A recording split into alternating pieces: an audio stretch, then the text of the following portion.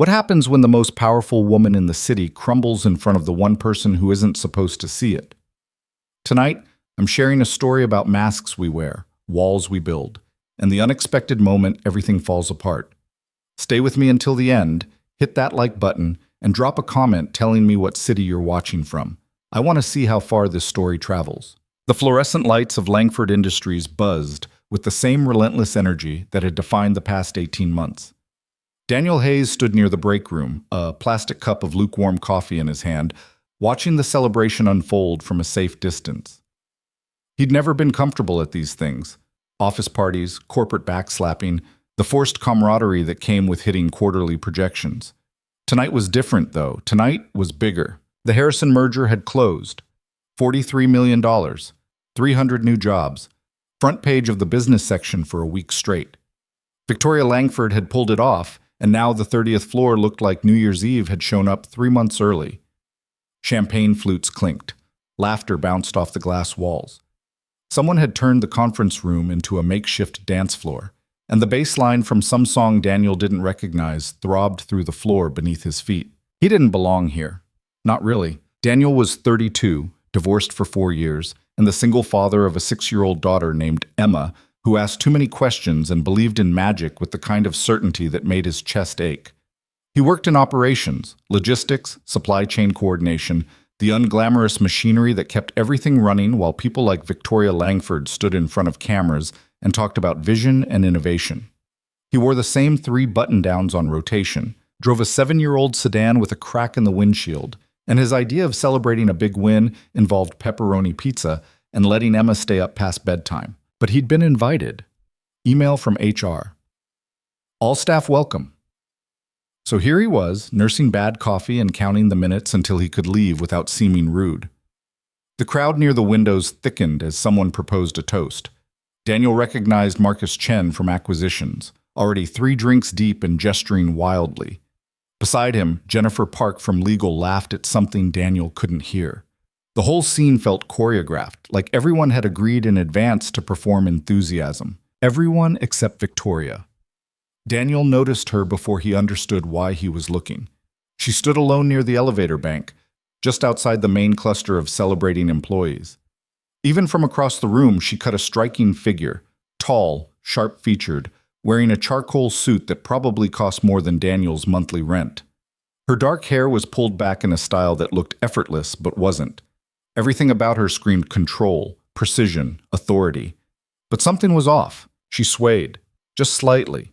A barely perceptible shift in her weight, like the floor beneath her had tilted a fraction of a degree. Her hand reached for the wall. Not dramatically, not obviously, just a small movement that most people would miss. Daniel almost missed it himself.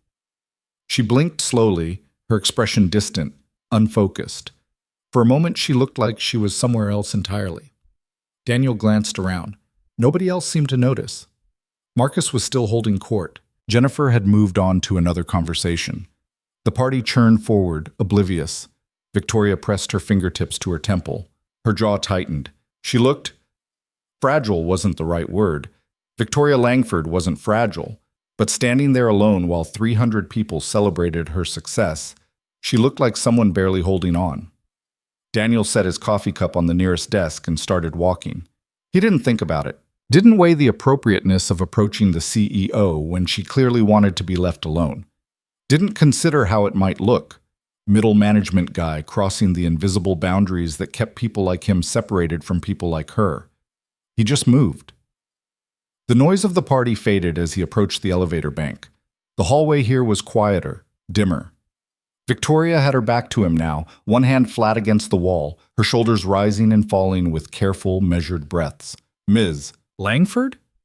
She turned too quickly, and for half a second her expression was completely unguarded, raw, exhausted, something close to panic. Then the mask snapped back into place.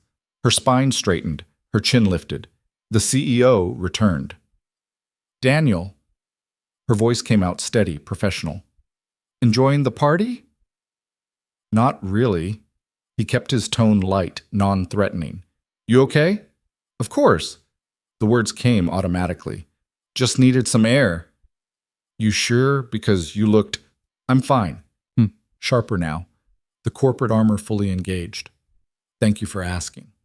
Daniel should have backed off, should have nodded, made some polite excuse, and returned to his corner of the party. Instead, he said, "When's the last time you ate something?" Victoria blinked. Excuse me? Or slept. Actually slept, I mean, more than 4 hours. Something flickered across her face. Confusion, maybe. Or surprise that someone had asked. I don't see how that's relevant, Daniel finished. Yeah, probably not. But you're leaning on that wall like it's the only thing keeping you upright. And I've seen that look before. My ex-wife used to get it, right before she'd crash. I'm not your ex-wife. No kidding. A long silence stretched between them. Behind them, someone laughed loud enough to echo down the hallway. Victoria's gaze drifted toward the sound, then away, like she couldn't quite bring herself to look at all those people celebrating her name. I just need to get home, she said quietly. I called a car. It should be here soon. You sure you should be alone right now? Her eyes snapped to his, sharp and defensive. What's that supposed to mean? Daniel held up his hands. Nothing sinister. I just mean, you don't look great, and I'd feel like garbage if I let you leave and something happened. Let me? Her voice dropped to something dangerously low. You don't let me do anything, Mr. Hayes. Fair point. He met her stare without flinching. But I'm asking anyway. Let me make sure you get home okay. Victoria studied him. Really looked at him. Maybe for the first time since he'd started working here 2 years ago. Daniel wondered what she saw. A guy in a slightly rumpled shirt, coffee stain on the cuff he'd tried to hide under his sleeve. Wedding ring long gone, but the pale band still visible on his finger. Nothing impressive, nothing intimidating. Maybe that's why she said, "Fine." Daniel wasn't expecting it. Yeah? Yes. Victoria pushed off the wall, wobbled for a fraction of a second, then steadied herself. But I'm perfectly capable of… Sure, absolutely. I'll just walk with you, keep you company. She looked like she wanted to argue, but something stopped her. Exhaustion, maybe. Or the simple realization that fighting would take more energy than she had left. The elevator arrived with a soft chime. They stepped inside together. The doors closed, sealing them in chrome and silence. Daniel watched the numbers descend. 28, 27, 26. Victoria leaned against the railing, her eyes half closed. Big night, Daniel said. The merger, I mean, that's a huge deal. It is. You must be proud. Victoria's laugh came out sharp and bitter. Proud, sure. Daniel glanced at her. You're not? She opened her eyes. I'm tired, Mr. Hayes. Daniel's fine. I'm tired, Daniel. She emphasized his name like it was a foreign word she was testing out. I've been working on Harrison for 16 months. 16 months of meetings and negotiations and playing chess with people who'd sell their own grandmothers for a percentage point. And now it's done, and everyone's upstairs drinking champagne, and all I can think about is how we have to do it all over again next quarter. Sounds exhausting. It is.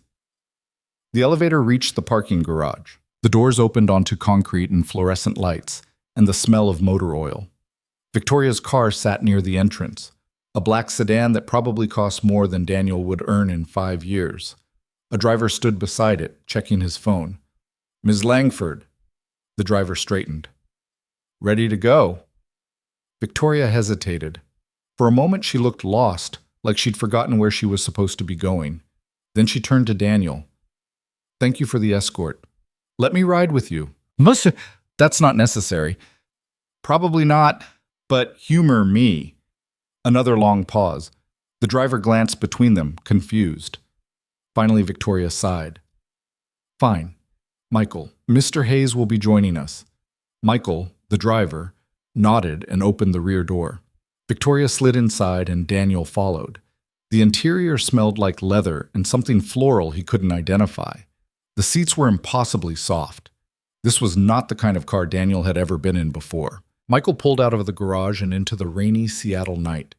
The city slid past the windows, lights blurred by water, buildings reflected in puddles, the whole world soft and indistinct.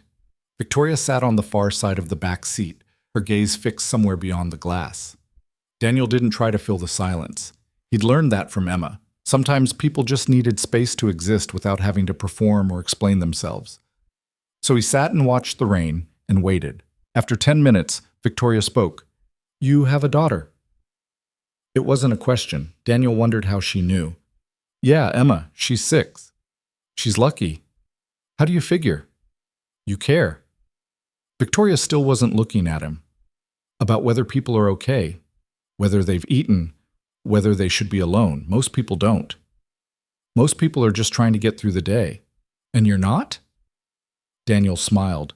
"Oh, I definitely am, but I can multitask." That got something close to a laugh. Small, but real. They drove in silence for another few minutes before the car pulled up in front of a high-rise near Pike Place Market. Daniel recognized the building, luxury condos, the kind with doormen and private elevators and views that cost extra. Michael opened the door. Victoria stepped out, then looked back at Daniel. "Thank you for this." "No problem." She turned toward the building entrance, took 3 steps and stopped. Her hand went to her forehead. Her knees buckled slightly. Daniel was out of the car before he realized he'd moved. He caught her elbow, steadying her. "Okay, yeah, I'm coming up. I'm fine. You're about to fall over. Let's just get you inside, make sure you're okay, then I'll leave. Deal?" Victoria looked at him, really looked, past the automatic defenses and corporate reflexes, and nodded. The lobby was all marble and modern art. The doorman greeted Victoria by name but said nothing about Daniel, which suggested he was well-trained in not asking questions. They took the elevator to the 14th floor. Victoria fumbled with her keys, and Daniel gently took them from her hand, unlocking the door. The apartment was dark. Daniel found a light switch, and soft illumination filled a living space that looked like something from an architecture magazine. Floor-to-ceiling windows overlooking the city. Minimalist furniture in shades of gray and white. Everything clean, perfect, untouched. Empty. Victoria made it to the couch before her legs gave out. She sat heavily, her head dropping into her hands. Daniel stood awkwardly near the door. "Can I get you something? Water? Food?" "I'm fine." "You keep saying that." "Because it's true." Huh? Daniel spotted the kitchen. Open concept, gleaming appliances that looked like they'd never been used. He filled a glass with water and brought it back, setting it on the coffee table in front of her. "Drink." Victoria looked at the glass like it was a puzzle she couldn't solve. Then, slowly, she picked it up and took a sip. Then another. She drained half the glass before setting it down. "When's the last time you drank water?" Daniel asked. "I don't know." "Yeah, that's a problem." Silence settled over the apartment. Outside, the rain had picked up, drops pattering against the windows. The city lights glowed softly through the glass, painting everything in shades of amber and shadow. Victoria's hands were shaking. Daniel sat down on the opposite end of the couch, maintaining distance. "You want to talk about it?" "About what?" "Whatever's eating you." "Nothing's eating me." "Right, so you just regularly almost pass out at company parties?" She glared at him. "You don't know anything about me."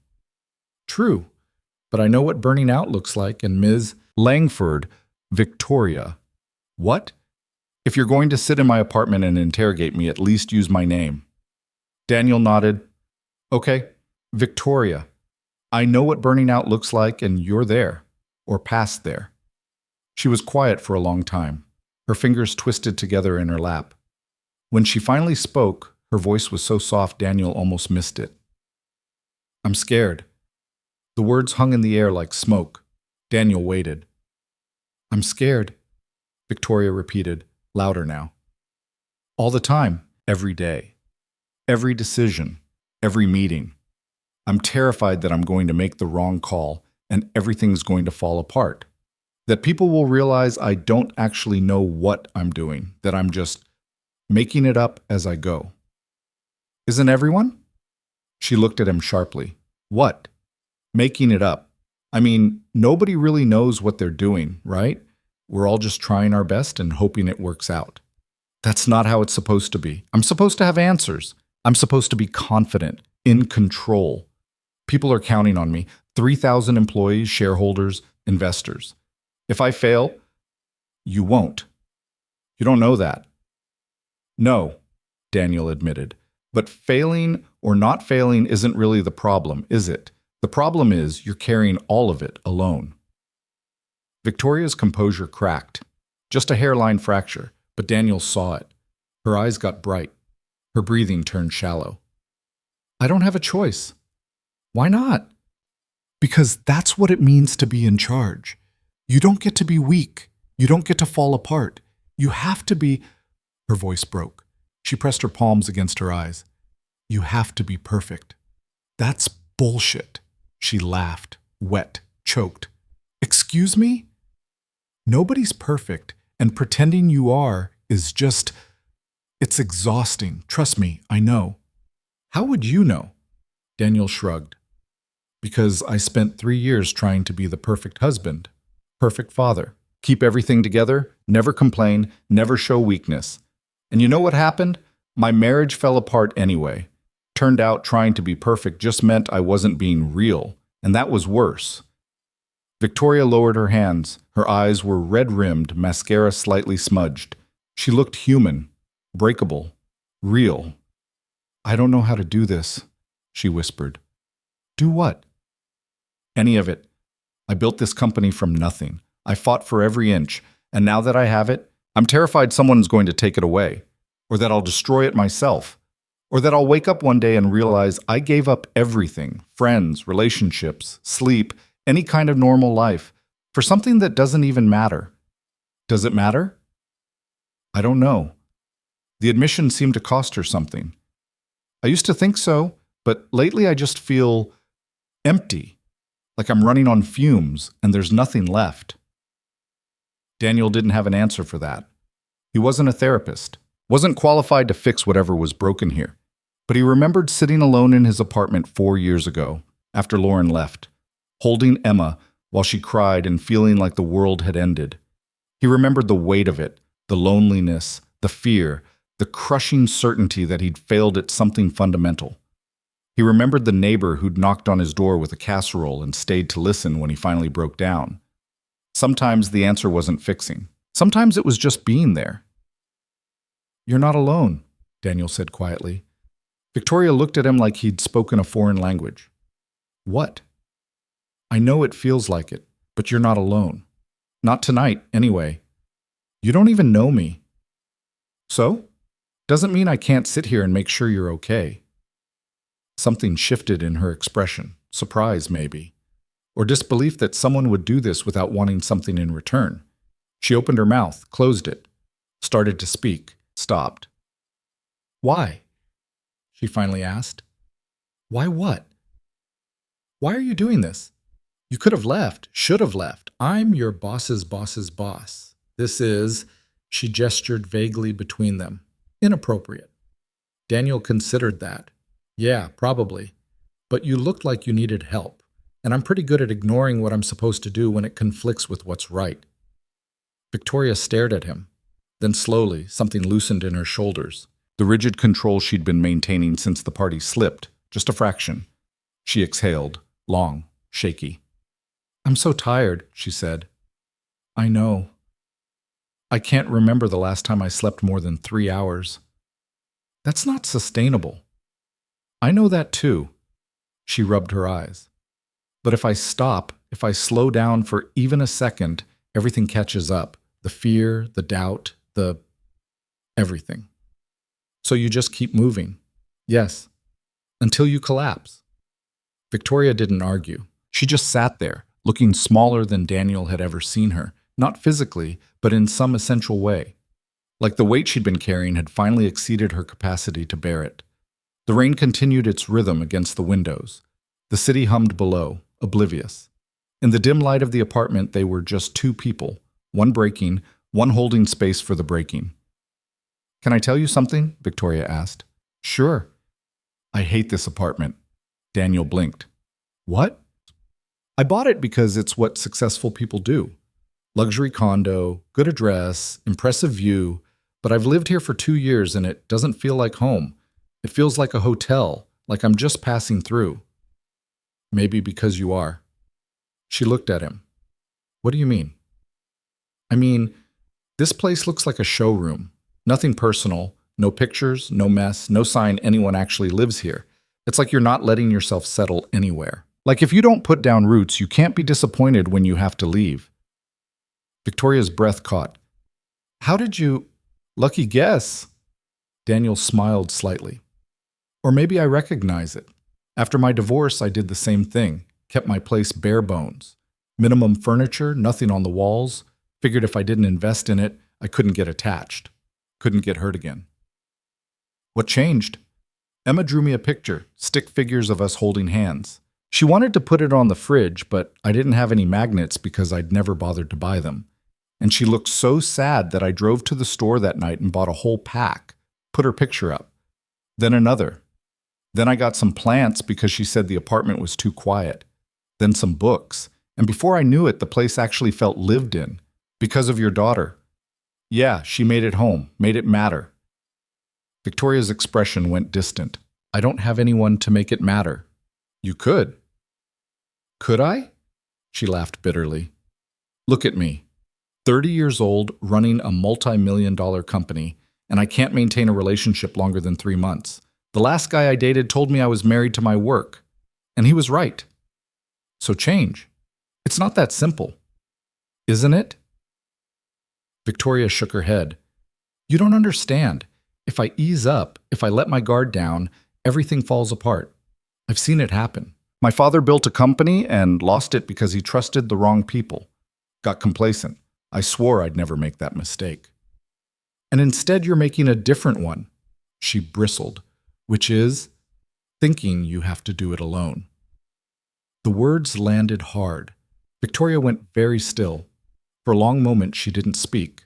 Then, quietly, I don't know how to do it any other way. Maybe you start small.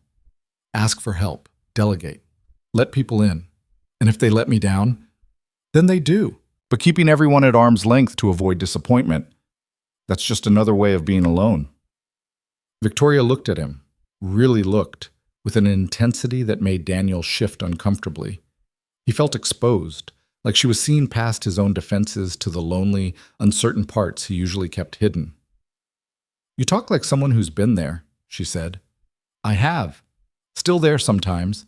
Single dad with full custody, working a job that barely pays the bills, trying to figure out how to raise a kid when half the time I feel like a kid myself. Yeah, I've been there. But you keep going. Don't have much choice. Emma needs me. And that's enough? Daniel thought about it. Most days, some days it's not.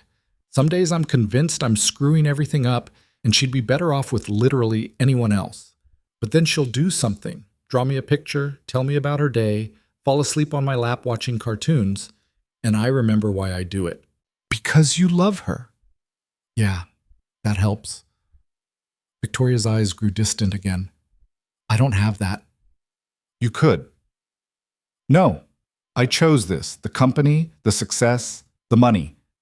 I chose it over everything else.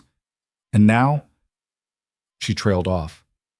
Now you're wondering if it was worth it. She didn't answer. Didn't need to. The truth was written all over her face, in the exhaustion, the loneliness, the desperate fragility she was trying so hard to hide. Thunder rumbled somewhere over the city. Victoria flinched slightly at the sound. I should let you sleep, Daniel said, starting to stand. Wait. He froze. Victoria was looking at him with something close to panic. Don't go. Not yet, please. Daniel sat back down. Okay. I'm sorry, that was... I don't usually... It's fine. I'll stay as long as you want. Relief washed over her features. She looked away, embarrassed. I don't know why I'm like this. I'm not usually vulnerable. Everyone's vulnerable sometimes. Not me. I can't afford to be. Maybe that's the problem. Victoria pulled her knees up onto the couch, a gesture so unguarded it made her look younger, less like a CEO and more like someone who needed comfort. Do you ever feel like you're pretending, like you're playing a role, and if you stop, everyone will see you're a fraud? Every single day. She looked at him, surprised. Really? Really? I go to work and pretend I have my life together. Go home and pretend I know what I'm doing as a father. The whole time I'm terrified someone's going to pull back the curtain and see I'm making it all up. But you seem so grounded, Daniel laughed.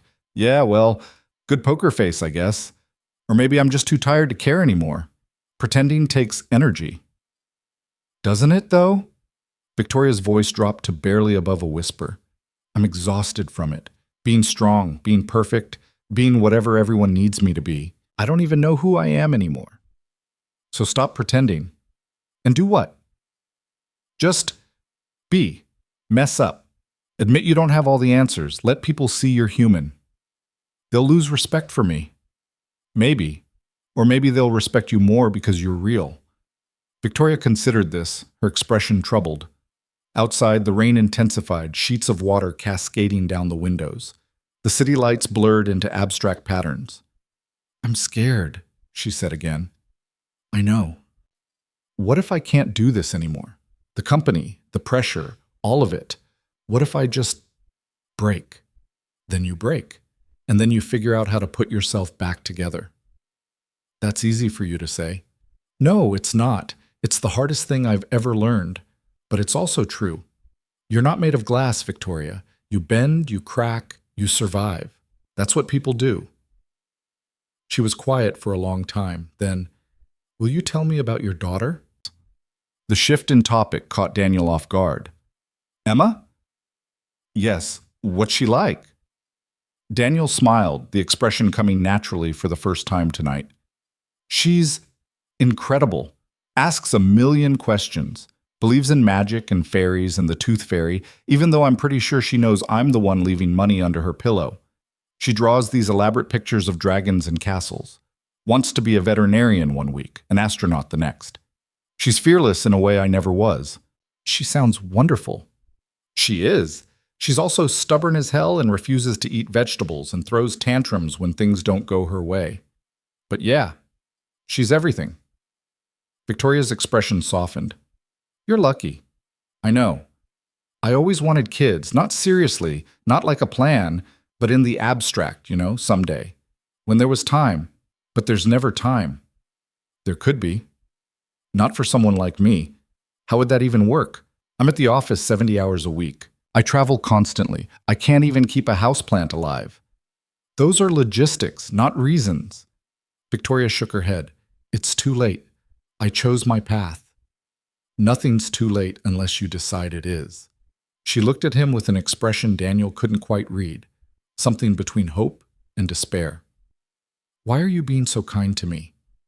Because you need it, and because someone was kind to me when I needed it. Seems like the right thing to do. Most people aren't like that. Maybe you've been around the wrong people. A small, sad smile crossed her face. Maybe. They sat in comfortable silence for a while. Victoria's eyes started to droop. The adrenaline and tension were draining away, leaving her looking bone-tired. Daniel wondered when she'd last let herself truly rest. You should sleep, he said gently.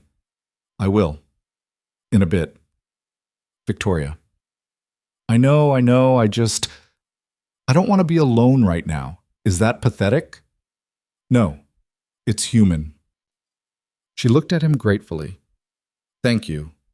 For staying, for listening, for not treating me like I'm made of porcelain or judging me for falling apart. Everyone falls apart sometimes. Doesn't make you weak. It feels weak. That's the exhaustion talking. Tomorrow, when you've slept and eaten and had some time to breathe, this'll all look different. Victoria nodded, though she didn't look convinced. Her eyelids fluttered. She was fighting sleep, Daniel realized. Fighting the vulnerability that came with letting go. I'll stay until you fall asleep, he offered. Make sure you're okay. You don't have to. I know, but I will. She studied his face, searching for something. Whatever she found seemed to satisfy her because she nodded and settled deeper into the couch. Just for a few minutes.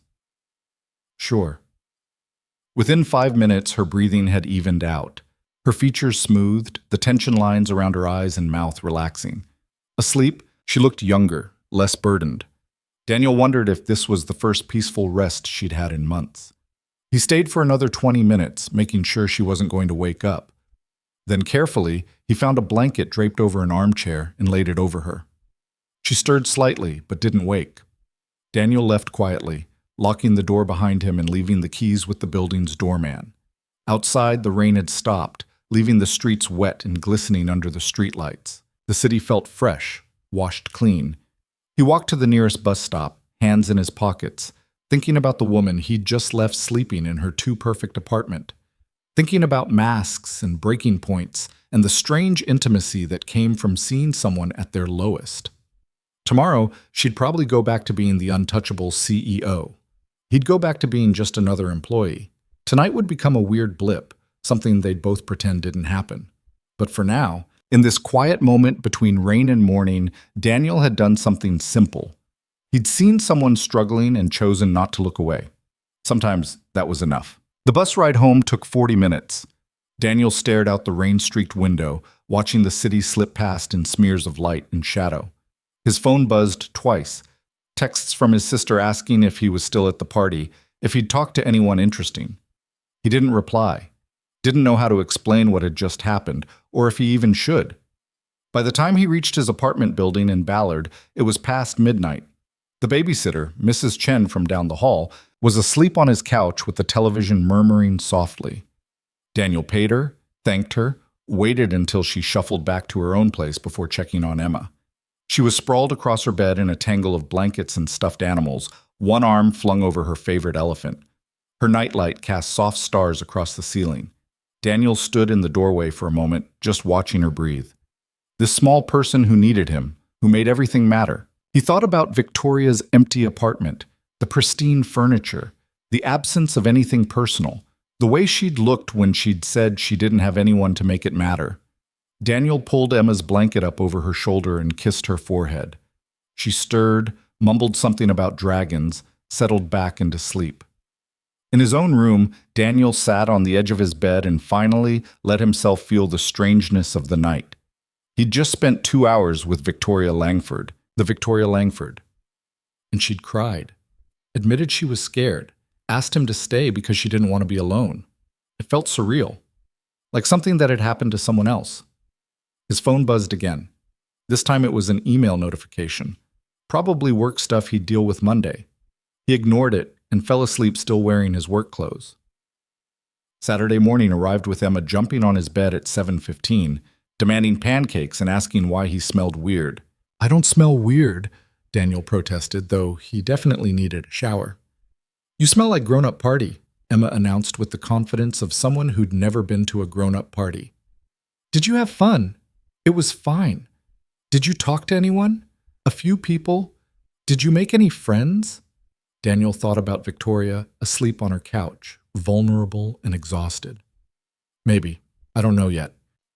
Emma seemed satisfied with this answer and dragged him to the kitchen to make good on the pancake promise. They spent the morning in easy routine, breakfast, cartoons, a trip to the park despite the lingering dampness from last night's rain. Emma found a stick she declared magical and spent 20 minutes casting spells on pigeons. Normal. Safe. The kind of Saturday that made Daniel forget about corporate parties and billionaire CEOs having breakdowns. Except he couldn't quite forget. He kept thinking about the way Victoria's voice had cracked when she'd said she was scared. The resignation in her expression when she'd talked about her too-perfect apartment feeling like a hotel. The desperate relief when he'd agreed to stay. By Sunday afternoon, Daniel had almost convinced himself it had been a fever dream. Monday morning, he'd go back to work, and everything would be exactly the same. Victoria would be the untouchable CEO again. He'd be the guy in operations who nobody noticed. They'd pass in hallways, and she wouldn't even remember his name. That would be easier. Monday proved him half right. Daniel arrived at the office at 8:30, coffee in hand, mentally preparing for the usual grind of emails and logistics meetings. The 30th floor looked normal, no evidence of Friday's party except some extra recycling bins near the break room. People moved through their morning routines with the glazed efficiency of corporate drones everywhere. Marcus Chen cornered Daniel near the elevator. "Hayes, hell of a party Friday, right?" "Yeah, it was something." "Did you see Langford's speech?" "God damn inspiring. That woman's a machine." And Daniel thought about Victoria trembling on her couch, admitting she didn't know what she was doing. "Sure." You left early, though, didn't you? I looked for you around 10 and you were gone. Had to get back to my kid. Right. The single dad thing. Marcus said it like it was a character trait, something quirky but ultimately irrelevant. Must be tough. It's fine. Marcus clapped him on the shoulder and wandered off toward his cubicle. Daniel exhaled slowly and headed to his own desk. The morning passed in a blur of emails and spreadsheets. Daniel reviewed shipping schedules, coordinated with suppliers, dealt with a minor crisis involving delayed components from a manufacturer in Taiwan. Normal stuff. The machinery of business grinding forward. At 11, his desk phone rang. Daniel Hayes? Mr. Hayes, this is Stephanie from Ms. Langford's office.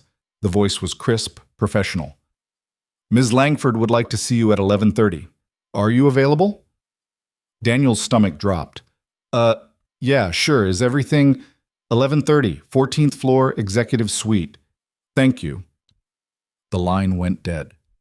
Daniel stared at the phone. 14 minutes. He had 14 minutes to figure out what the hell this was about, and whether he was about to be fired for inappropriate boundary crossing.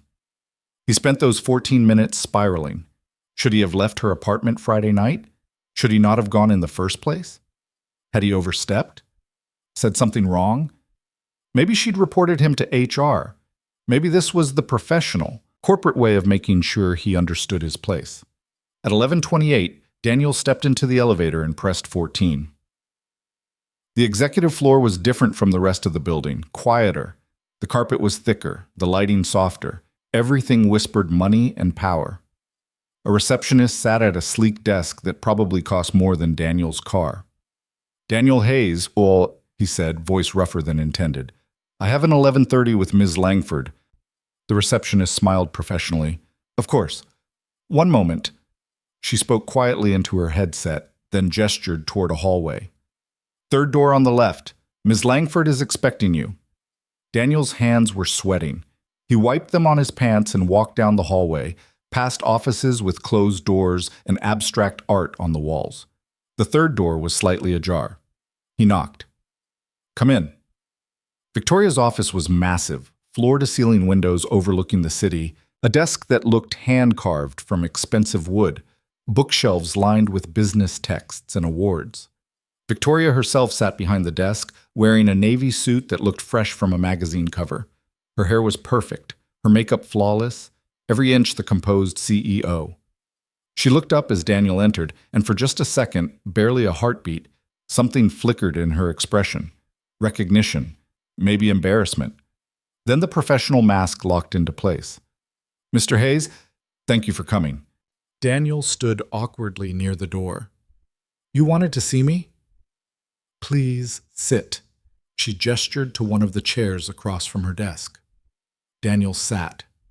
The chair was obscenely comfortable. Victoria folded her hands on the desk. I wanted to thank you for Friday night. Oh, you don't have to. I do. Her voice was firm. You went above and beyond, and I appreciate it. I wasn't myself. It's fine, really. It's not fine. I put you in an uncomfortable position, and I'm sorry. Daniel frowned. This felt rehearsed, like she'd practiced it. You didn't put me anywhere. I offered to help. Still, it was inappropriate of me to accept. Why? Victoria blinked. Excuse me? Why was it inappropriate? You needed help. I helped. Seems pretty straightforward. She looked thrown by this. I'm your employer. There are boundaries. Yeah, but you're also a person, and people help each other. Silence stretched between them. Victoria's carefully constructed composure wavered. She glanced at the door, then back at Daniel. I don't usually... She stopped, started again. Friday was unusual. I want you to know that. Okay. I mean, I don't typically fall apart like that. You didn't fall apart. You were exhausted. I was weak. You were human. Victoria's jaw tightened. I can't afford to be human, Mr. Hayes. Not in this position. Daniel, and that's bullshit. Her eyes widened. Excuse me? It's bullshit, Daniel repeated. You can't just be a CEO 24/7. You'll burn out, or you already have, and you're just running on fumes. That's not your concern. Maybe not. But I'm sitting here anyway, so... Victoria stared at him like he was a puzzle she couldn't solve. You're very direct. Yeah, well, life's too short to dance around things. Another long pause, then quietly, how did you sleep Friday night? The shift in topic caught Daniel off guard. Fine, I guess. Why? I slept 12 hours. Victoria's voice was soft, almost wondering. I don't think I've slept 12 hours straight since college. I woke up yesterday afternoon and couldn't remember where I was. That's good though, right? You needed it. I suppose. She looked away toward the windows. I also woke up mortified. About what? About breaking down in front of an employee, about showing weakness, about... She trailed off. About being real? Daniel offered. Victoria's gaze snapped back to him. Is that what you think that was? Being real? Yeah, I do. It was unprofessional. It was honest. Honesty is a luxury I can't afford. Daniel leaned forward slightly. Can I ask you something? Victoria hesitated. I suppose. Why did you call me up here? Really? Not the corporate thank you speech. Why am I sitting in your office right now? She was quiet for a long time. Her fingers drummed once on the desk, then stilled. When she spoke, her voice was different, less CEO, more the person he'd sat with Friday night.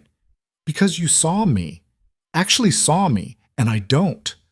She paused. I don't know what to do with that. Daniel didn't know what to say to that. The vulnerability in her voice was jarring against the perfect office, the expensive suit, the controlled environment. You don't have to do anything with it, he said finally. It happened. You needed help. I was there. That's all. Is it? What else would it be? Victoria studied him. Most people would use something like that. Leverage, a favor owed, something. I'm not most people. I'm starting to realize that. The air in the office felt thick. Daniel shifted in his chair. So what now? Is this the part where you tell me to forget Friday happened and maintain professional distance? That would be the smart thing. Yeah, probably. But I'm not sure I want to. Daniel blinked. What? Victoria stood, moving to the window. She stood with her back to him, silhouetted against the cityscape. I've been thinking about what you said. About being real. About letting people in. Okay. I don't know how to do that. I've spent so long building walls, maintaining distance. It keeps things safe, predictable. Lonely, Daniel added quietly. She glanced back at him. Yes, lonely. A pause. I hired a therapist this weekend. Yeah? First session is Wednesday. I don't know if it'll help, but she shrugged. It's a start. That's good, really good. I also spoke to my board about delegating more, but brought in a COO to handle day-to-day operations so I can focus on strategy instead of trying to do everything myself. Daniel smiled. Sounds like you had a productive weekend. I had a wake-up call Friday night. Couldn't ignore it anymore. She turned to face him fully. That was you. You forced me to look at what I was doing to myself. I just listened. No, you did more than that. You stayed when you didn't have to. You didn't judge or try to fix me. You just were there. Her voice caught slightly. Nobody's done that in a long time. Daniel didn't know how to respond to that. The gratitude in her expression felt too heavy, too significant. Anyone would have done the same, he said. No, they wouldn't. Most people see the CEO. You saw the person. She moved back toward the desk, but didn't sit. I want to apologize for putting you in that position, and I want to thank you for not taking advantage of it. You don't need to thank me for basic human decency. Maybe I do. Maybe that's part of the problem. I'm so used to people wanting something that genuine kindness feels like a threat. That's depressing. Victoria laughed, short, surprised. Yes, it is. Silence fell again, but it felt different now. Less tense, almost comfortable. Can I ask you something? Victoria said. Sure. What made you come over Friday night at the party? You could have ignored me. Should have, probably. Daniel thought about it. I saw someone who needed help. Seemed like the right thing to do. That simple? Yeah, that's simple.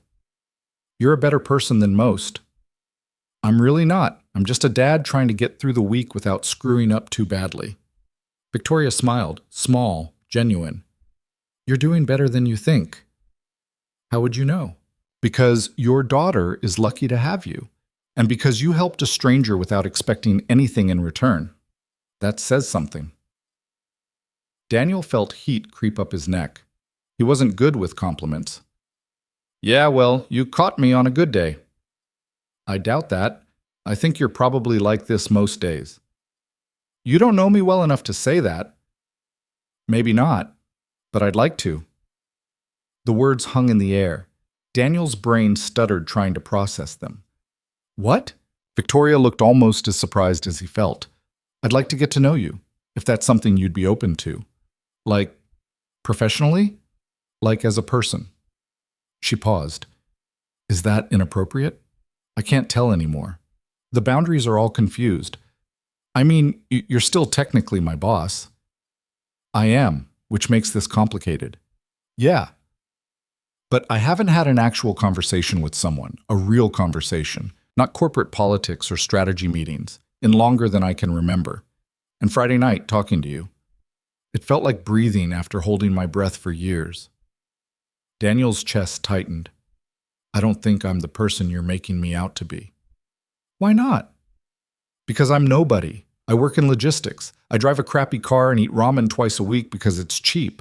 My life is dropping my kid at school and answering emails and trying not to fall asleep during conference calls. I'm not interesting. You listened when I fell apart. You stayed when you could have left. You treated me like a human being instead of a title. That's interesting to me. That's just basic decency. Exactly. And somehow that's become rare enough to be remarkable. Daniel ran a hand through his hair. I don't know what you're asking me. I'm asking if we can be friends. Or something like it. I know it's strange. I know I'm your employer and there are power dynamics and probably 50 HR policies against this. But I'm tired of being isolated, and you're the first person in years who's seen me without wanting something. I work for you. Technically, I want a paycheck. Victoria smiled. You know what I mean. Daniel did know. He also knew this was probably a terrible idea. Getting personally involved with the CEO, even as friends, was asking for complications. Office politics, gossip, the appearance of favoritism. But he looked at Victoria standing in her perfect office with her carefully constructed life, and all he could see was the woman on the couch Friday night asking him not to leave. Okay, he heard himself say. Okay? Yeah, friends, or whatever, sure. Relief washed over Victoria's face. Really? Why not? Life's weird anyway. She laughed, genuine, surprised. It is, isn't it? So what does this look like? Weekly coffee meetings? Do we exchange friendship bracelets? I don't know. I haven't had a friend in, I can't remember how long. That's sad. I know. Daniel stood. Well, we'll figure it out, but maybe start with something low stakes, like lunch. Lunch? Yeah.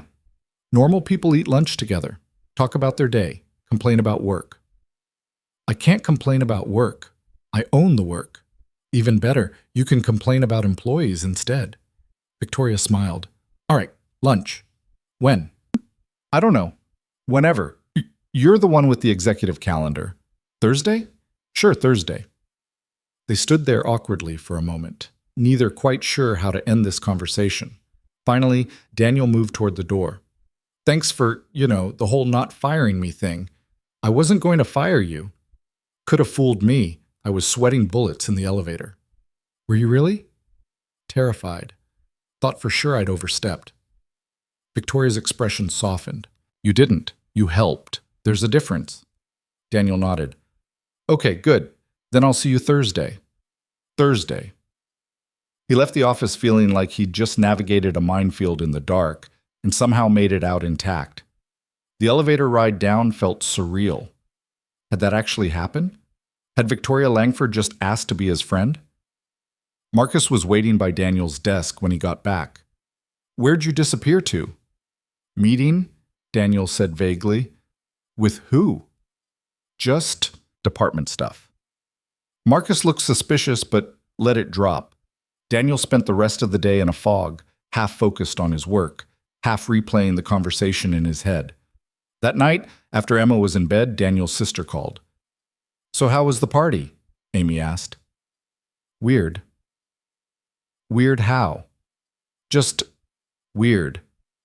"Daniel, I swear if you're being cryptic to annoy me."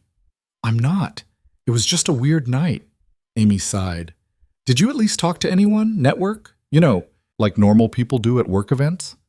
Daniel thought about Victoria crying on her couch, asking him to stay. "Yeah, I talked to someone." "Good. Maybe you'll finally get that promotion you've been passed over for 3 times. It's not like that." "What's it like then?" Daniel didn't know how to answer.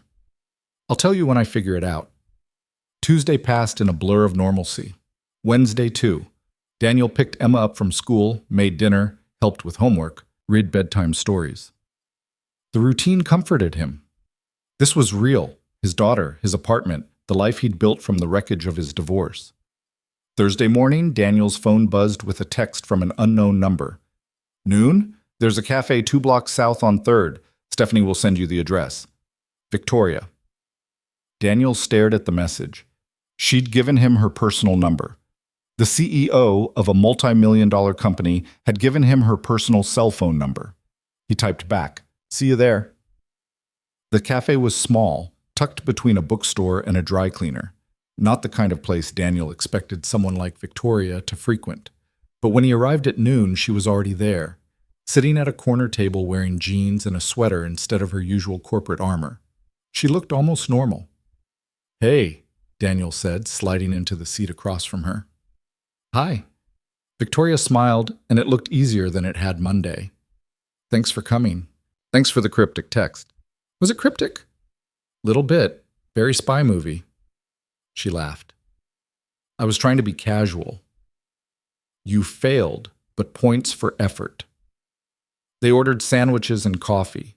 For the first few minutes, the conversation was stilted, awkward. 2 people trying to figure out how to be normal with each other when nothing about their relationship was normal. But gradually, it got easier. Victoria asked about Emma, and Daniel found himself talking about his daughter's latest obsession with marine biology and her insistence that they needed to visit the aquarium every weekend. Victoria told him about the COO she'd hired, a woman named Patricia, who apparently didn't take any of Victoria's workaholic nonsense. "She physically removed my laptop from my hands yesterday," Victoria said. "Told me to go home at a reasonable hour for once." "Did you?" "I left at 7 instead of midnight. Baby steps." Well, Daniel grinned. Progress. They talked about Seattle, about the rain, about the weird coffee culture and the tech bros who'd taken over half the city. Normal stuff, easy stuff. Victoria seemed lighter somehow, less burdened, or maybe just less determined to hide the burden. "This is nice," she said at one point. "What?" "This, talking, not thinking about quarterly reports or investor calls or any of it." "Yeah, it is.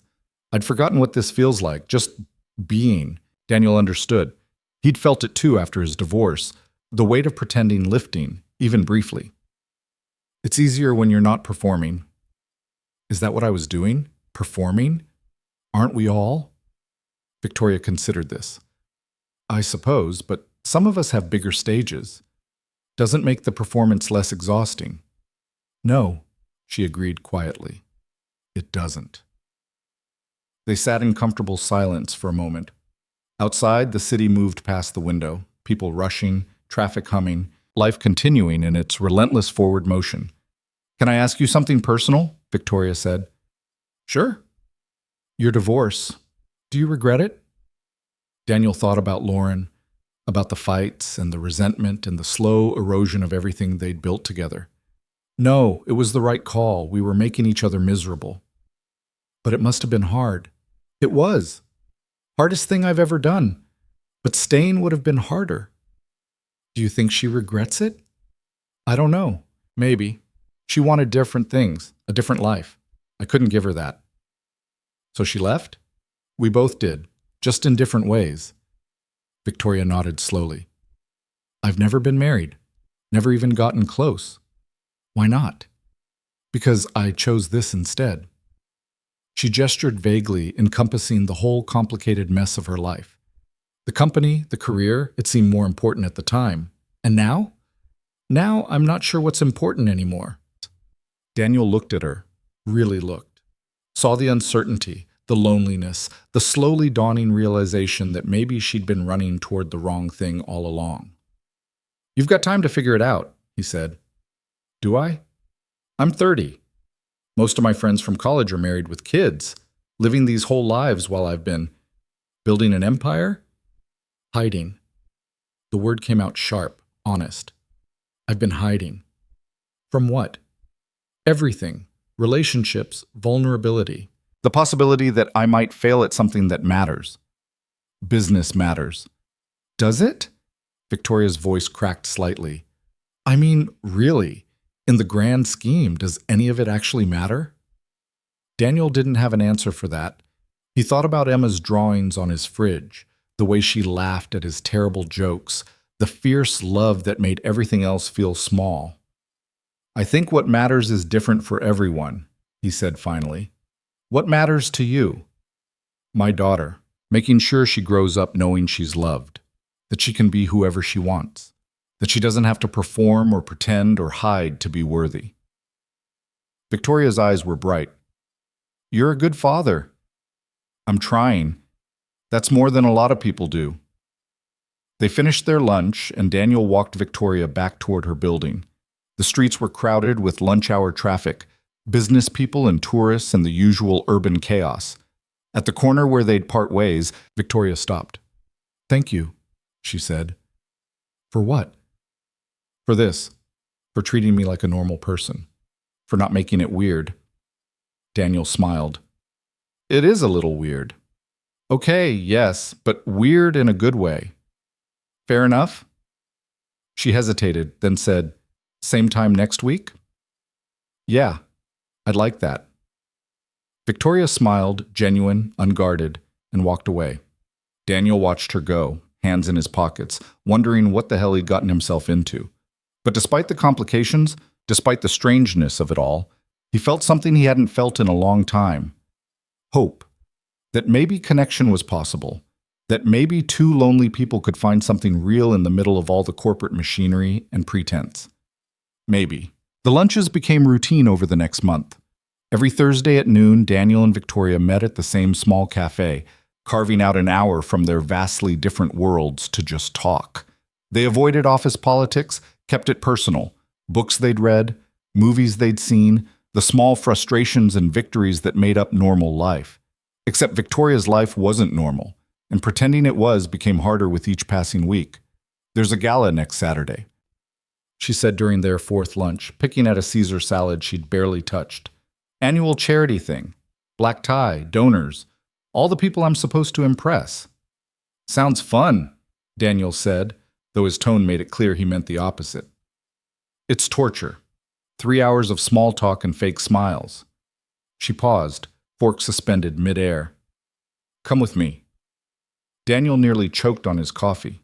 "What?" "Come with me. To the gala." "Are you serious?" "Completely." "Victoria, I don't even own a tux. You can rent one. That's not the point. I'd stick out like I don't belong at those things." "Neither do I. Not really." She set down her fork. "But I have to go, and it would be easier with someone there who doesn't want anything from me." Daniel stared at her. "You know people will talk. Let them." "I'm serious. You show up with some random guy from operations, it'll cause problems." "What kind of problems?" "I don't know. Office politics, gossip, people assuming things." Victoria's expression hardened slightly. "I don't care what people assume." "Easy for you to say." "You're the boss." "Exactly. Which means I can bring whoever I want." Daniel rubbed his face. This was a bad idea. A terrible idea. Every instinct told him to say no, to maintain boundaries, to keep this strange friendship compartmentalized and safe. But Victoria was looking at him with something close to desperation, not the CEO asking for a favor. The person who'd admitted she was scared, who'd slept 12 hours because she was finally able to let her guard down. "Fine," he heard himself say, "but if I embarrass you, you won't. You don't know that. I do. You're incapable of being anything other than genuine. It's refreshing. Daniel wasn't sure that was a compliment, but he let it slide. The gala was held at the Fairmont Olympic Hotel, in a ballroom that looked like something from a movie. Crystal chandeliers, marble floors, servers in crisp uniforms carrying trays of champagne. Daniel felt ridiculous in his rented tux, like a kid playing dress-up. Victoria appeared in a midnight blue gown that probably cost more than his rent, her hair swept up, diamonds at her throat. She looked untouchable. Then she smiled at him, nervous, genuine, and became human again. "You clean up nice," she said. "I feel like an imposter." "Good. That means you're doing it right." They entered together, and Daniel felt every eye in the room track their movement. Whispers followed them like a wake. He recognized a few faces from the office, executives, board members, people who existed in rarefied air Daniel never breathed. Victoria's hand found his elbow. "Breathe." "I'm breathing." "You're holding your breath, I can tell." He exhaled. "Better?" Marginally. The next 2 hours were a blur of introductions Daniel immediately forgot, conversations about market trends and philanthropic initiatives that went over his head, and increasingly creative ways to avoid the dance floor. Victoria worked the room with practiced ease, but Daniel noticed the small things, the tension in her shoulders, the tight smile when someone made a pointed comment about her being young for her position, the way her fingers drummed against her champagne flute when she was anxious. Around 9, she excused them both and led Daniel toward a balcony overlooking the city. The cool air was a relief after the stifling ballroom. Victoria leaned against the railing, closing her eyes. "That bad?" Daniel asked. "Robert Chen asked if you were my date." She opened her eyes. 3 times. "What'd you tell him?" "That it was none of his business." "That'll help the rumors." "I don't care about the rumors." "You should. People are vicious." Victoria turned to look at him. "Are you regretting coming?" "No, but I'm worried you will." "Why would I regret it?" "Because on Monday, everyone's going to be talking. They'll have opinions. They'll make assumptions." "Let them." "Victoria." "Daniel, I've spent my entire adult life managing other people's opinions. I'm tired of it. For once, I just want to—" She trailed off. "Want to what?" "I don't know. Be myself. Whatever that means." They stood in silence, the city sprawling below them in a constellation of lights. Music drifted from the ballroom, something slow, orchestral. "We should probably go back in," Victoria said, though she made no move to leave. "Probably." Neither of them moved. "Thank you for coming," she said quietly. "I know this isn't your scene." "It's really not." "But you came anyway." "Yeah, well, you asked." Victoria smiled. "Is it always that simple for you?" "What?" "Showing up, being there. You make it seem easy." "It's not easy. I'm terrified half the time." "Of what?" "Screwing up, letting people down. Emma realizing I have no idea what I'm doing." He paused. "This, whatever this is. What is this?" Daniel met her eyes. "I don't know, but it feels important, and that scares me." Something shifted in Victoria's expression. Her guard dropped, just for a moment, and Daniel saw the raw vulnerability underneath. The loneliness, the longing for connection, the fear of letting anyone too close. "It scares me too," she admitted. The moment stretched between them, heavy with things neither of them knew how to say. Then someone called Victoria's name from inside, and the spell broke. They returned to the ballroom, circulated, made appropriate small talk. At 11, Daniel called it a night, claiming he had to relieve the babysitter. Victoria walked him to the lobby. "I'll see you Thursday?" she asked. "Yeah, Thursday." She hesitated, then leaned in and kissed his cheek. "Thank you." Before Daniel could respond, she was gone, disappearing back into the ballroom and the world she belonged to. Daniel touched his cheek where her lips had been and wondered what the hell he was doing. Monday morning, the whispers started immediately. Daniel heard them in the break room, saw the sidelong glances, felt the weight of speculation following him through the halls. Marcus cornered him before lunch. "Dude, what the hell?" "What?" "Don't play dumb. You were at the gala." With Langford as her date. I wasn't her date. That's not what everyone's saying. Everyone's wrong. Marcus studied him. Are you sleeping with her? Jesus, no. Then what's going on? We're friends. That's it. Friends. Marcus said it like the word didn't make sense. The CEO of this company is friends with you. Apparently. That's insane. Maybe, but it's also none of your business. Marcus held up his hands. Okay, I'm just saying people are talking, and not all of it is friendly. Let them talk. Easy for you to say, you're not the one they're calling a social climber. Daniel's jaw tightened. What? I'm just telling you what I heard. Some people think you're using her, getting close to climb the ladder. That's ridiculous. Is it? Nobody really knows you, Hayes. You keep to yourself, never socialize, then suddenly you're the CEO's +1 at the biggest event of the year. It looks suspicious. I don't care how it looks. You should. Perception matters in this place. Daniel walked away before he said something he'd regret. He spent the rest of the day avoiding eye contact and ignoring whispers. By the time Thursday rolled around, he was seriously reconsidering the whole friendship thing. Victoria noticed immediately when they met for lunch. What's wrong? Nothing. Daniel. He sighed that people are talking at the office about us. I figured they would. It doesn't bother you? Should it? They're saying I'm using you, that I'm some opportunist trying to climb the corporate ladder. Victoria's expression hardened. That's absurd. Is it? From their perspective, it makes sense. Nobody knows why you'd be friends with someone like me. Someone like you. You know what I mean. I'm nobody. Don't. Her voice was sharp. Don't reduce yourself like that. I'm being realistic. You're being defeatist. She leaned forward. Who cares what they think? I do.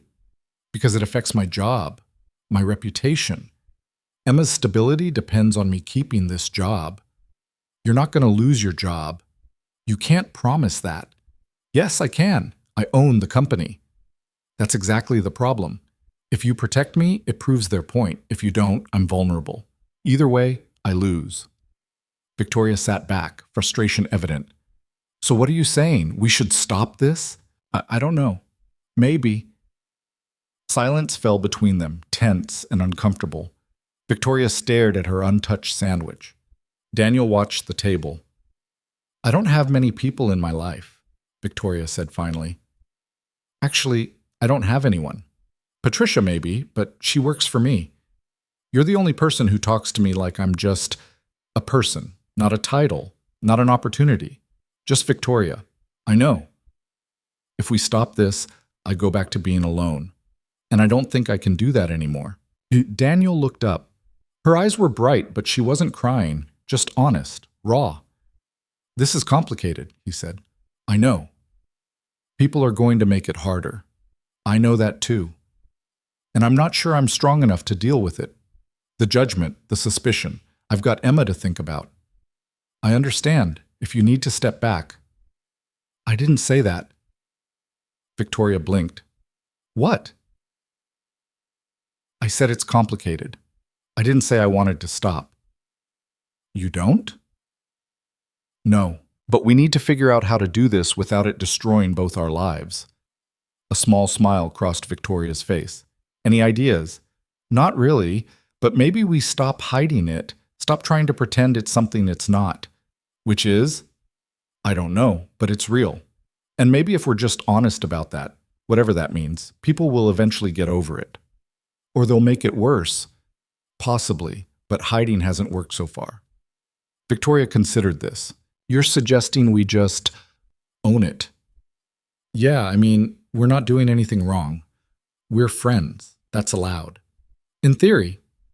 In practice, too. People can think whatever they want. Doesn't change the truth. Victoria's smile widened. When did you become wise? I'm not wise. I'm just tired of caring what people think. That sounds wise to me.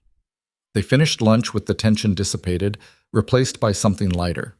When they parted ways, Victoria squeezed his hand. Thank you. For what? For not giving up on this. On me. Yeah, well, you're stuck with me now. I can live with that. The office gossip didn't stop, but Daniel stopped caring. Or he tried to. It was harder when Jennifer Park made a snide comment about social climbing, or when he overheard two people from accounting speculating about his relationship with Victoria. But he focused on his work, on Emma, on the Thursday lunches that had become the highlight of his week. Victoria seemed lighter too. The therapist was helping, she told him. She'd cut her work hours from 70 to 50, started sleeping more, eating regularly. The hollow exhaustion that had defined her that first night was fading, replaced by something that looked almost like peace. "Patricia's amazing," Victoria said one Thursday in late November. "She told me yesterday that I needed to stop micromanaging or she'd quit, just flat out said it." "What'd you do?" I laughed. Then I delegated 3 projects I'd been clinging to for no reason. Progress. It is, isn't it? I keep waiting for everything to fall apart without me controlling every detail. But it hasn't. The company's fine. Better than fine, actually. Turns out you don't have to do everything yourself. Turns out... She paused. "My therapist says I have trust issues." "No kidding," Victoria laughed. "You're not supposed to agree that quickly." "Sorry, but yeah, you do." "I know.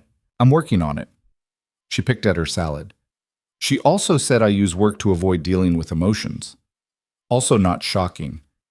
"You're terrible at this supportive friend thing." "I'm honest. That's different." "Fair point." Victoria set down her fork. "She asked about you." Daniel looked up sharply. "What?" "My therapist. She asked about you, about our friendship." "What'd you tell her?" "That you're the first real friend I've had in years. That talking to you makes me feel normal. That I look forward to Thursdays more than I should." Daniel's chest tightened. "More than you should?" Victoria met his eyes. "Yes." The air between them shifted. Something unspoken hung there, heavy and dangerous. "Victoria, I know. I know what you're going to say. That we're friends. That's all this is. That anything else would be complicated and messy and probably a disaster." "Would it?" She looked startled. "Would it what?" "Be a disaster." I don't know. Probably. You have Emma. I have the company. Our lives don't fit together." "No, they don't." "So we're friends." "Right, friends." But the word felt insufficient now, too small for what was actually happening between them.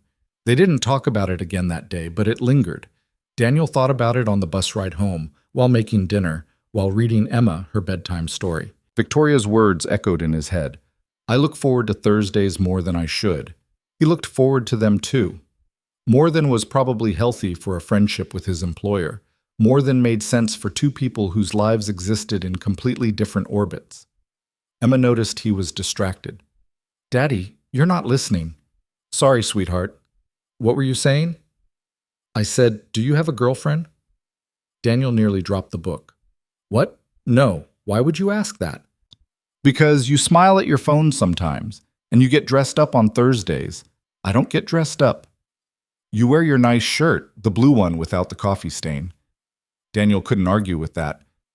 "I have lunch with a friend on Thursdays, that's all." "A friend who's a girl?" "Yes." Emma's eyes lit up. "Is she pretty?" "Emma. Is she nice? Does she like dragons? Can I meet her?" "Whoa, slow down. It's not like that." "Like what?" "Like anything. We're just friends." Emma looked skeptical. "That's what Mommy said about Uncle Brian before she married him." Daniel winced. Lauren had remarried 6 months ago to her coworker Brian. Emma seemed okay with it, but it still stung sometimes. "This is different," Daniel said. "How?" "It just is." Emma studied him with the uncomfortable perception children sometimes had. "You should bring her to meet me." "I don't think that's a good idea." "Why not?" "Because it's complicated." "You always say that when you don't want to explain things." She wasn't wrong. Daniel kissed her forehead. "Get some sleep, dragon expert." "Promise you'll think about it?" "About what?" "Bringing your friend to meet me. I'm very good at meeting people." Daniel smiled despite himself. "I'll think about it." But thinking about it meant imagining Victoria in his small apartment, meeting Emma, seeing the life he'd built that was so far removed from boardrooms and galas. It meant blurring lines that were already blurry enough. It meant admitting this had become something more than friendship, even if neither of them was ready to name it. Thursday came again, and Daniel found himself sitting across from Victoria in their usual spot, trying to figure out how to bring it up. "You're quiet today," Victoria observed. "Yeah, just thinking." "About?" "Emma asked about you." Victoria's eyebrows rose. "She did?" "She wanted to know if you were my girlfriend, then asked if she could meet you." "Oh." Victoria set down her coffee cup carefully. "What did you tell her?" "That we're friends, that it's complicated." "It is complicated." "I know, but maybe—" Daniel trailed off. "Maybe what?" "Maybe it doesn't have to be. Maybe we're making it complicated by overthinking it." "What are you suggesting?" Daniel took a breath. "Come to dinner this weekend at my place. Meet Emma. See the real, unglamorous version of my life." Victoria looked stunned. "Are you sure?" "No, but I'm asking anyway." "What about the boundaries, the office politics?" "Screw the office politics. I'm tired of hiding, tired of pretending this is just casual Thursday lunches. Daniel, I'm not saying I know what this is. I don't. But it's something. And Emma's the most important person in my life. If you're going to be in my life, you should meet her." Victoria's expression was unreadable. For a long moment, she didn't speak. Then quietly, "Okay." "Yeah?" "Yes, I'd like that. I'd like to meet her." Daniel felt something loosen in his chest.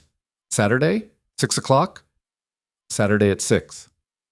They finished lunch with a new energy between them, anticipation mixed with nervousness. When they parted ways, Victoria touched his arm. "Thank you for this." "Don't thank me yet.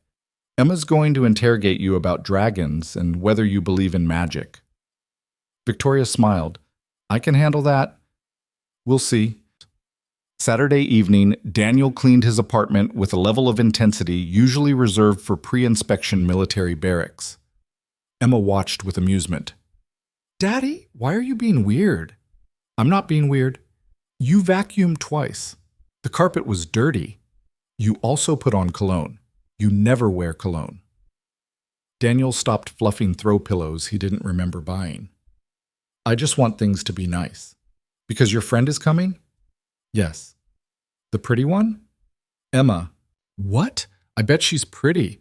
Important people are always pretty in movies. Life's not a movie." The doorbell rang at exactly 6 o'clock. Daniel took a breath and opened the door. Victoria stood there in jeans and a simple sweater, her hair down, wearing minimal makeup. She looked nervous. Human. She held a small bag. "Hi." "Hi, come in." Victoria stepped inside and Daniel saw her take in the space, the worn couch, the crayon drawings on the fridge, the stack of children's books on the coffee table. The difference between this and her pristine apartment was stark.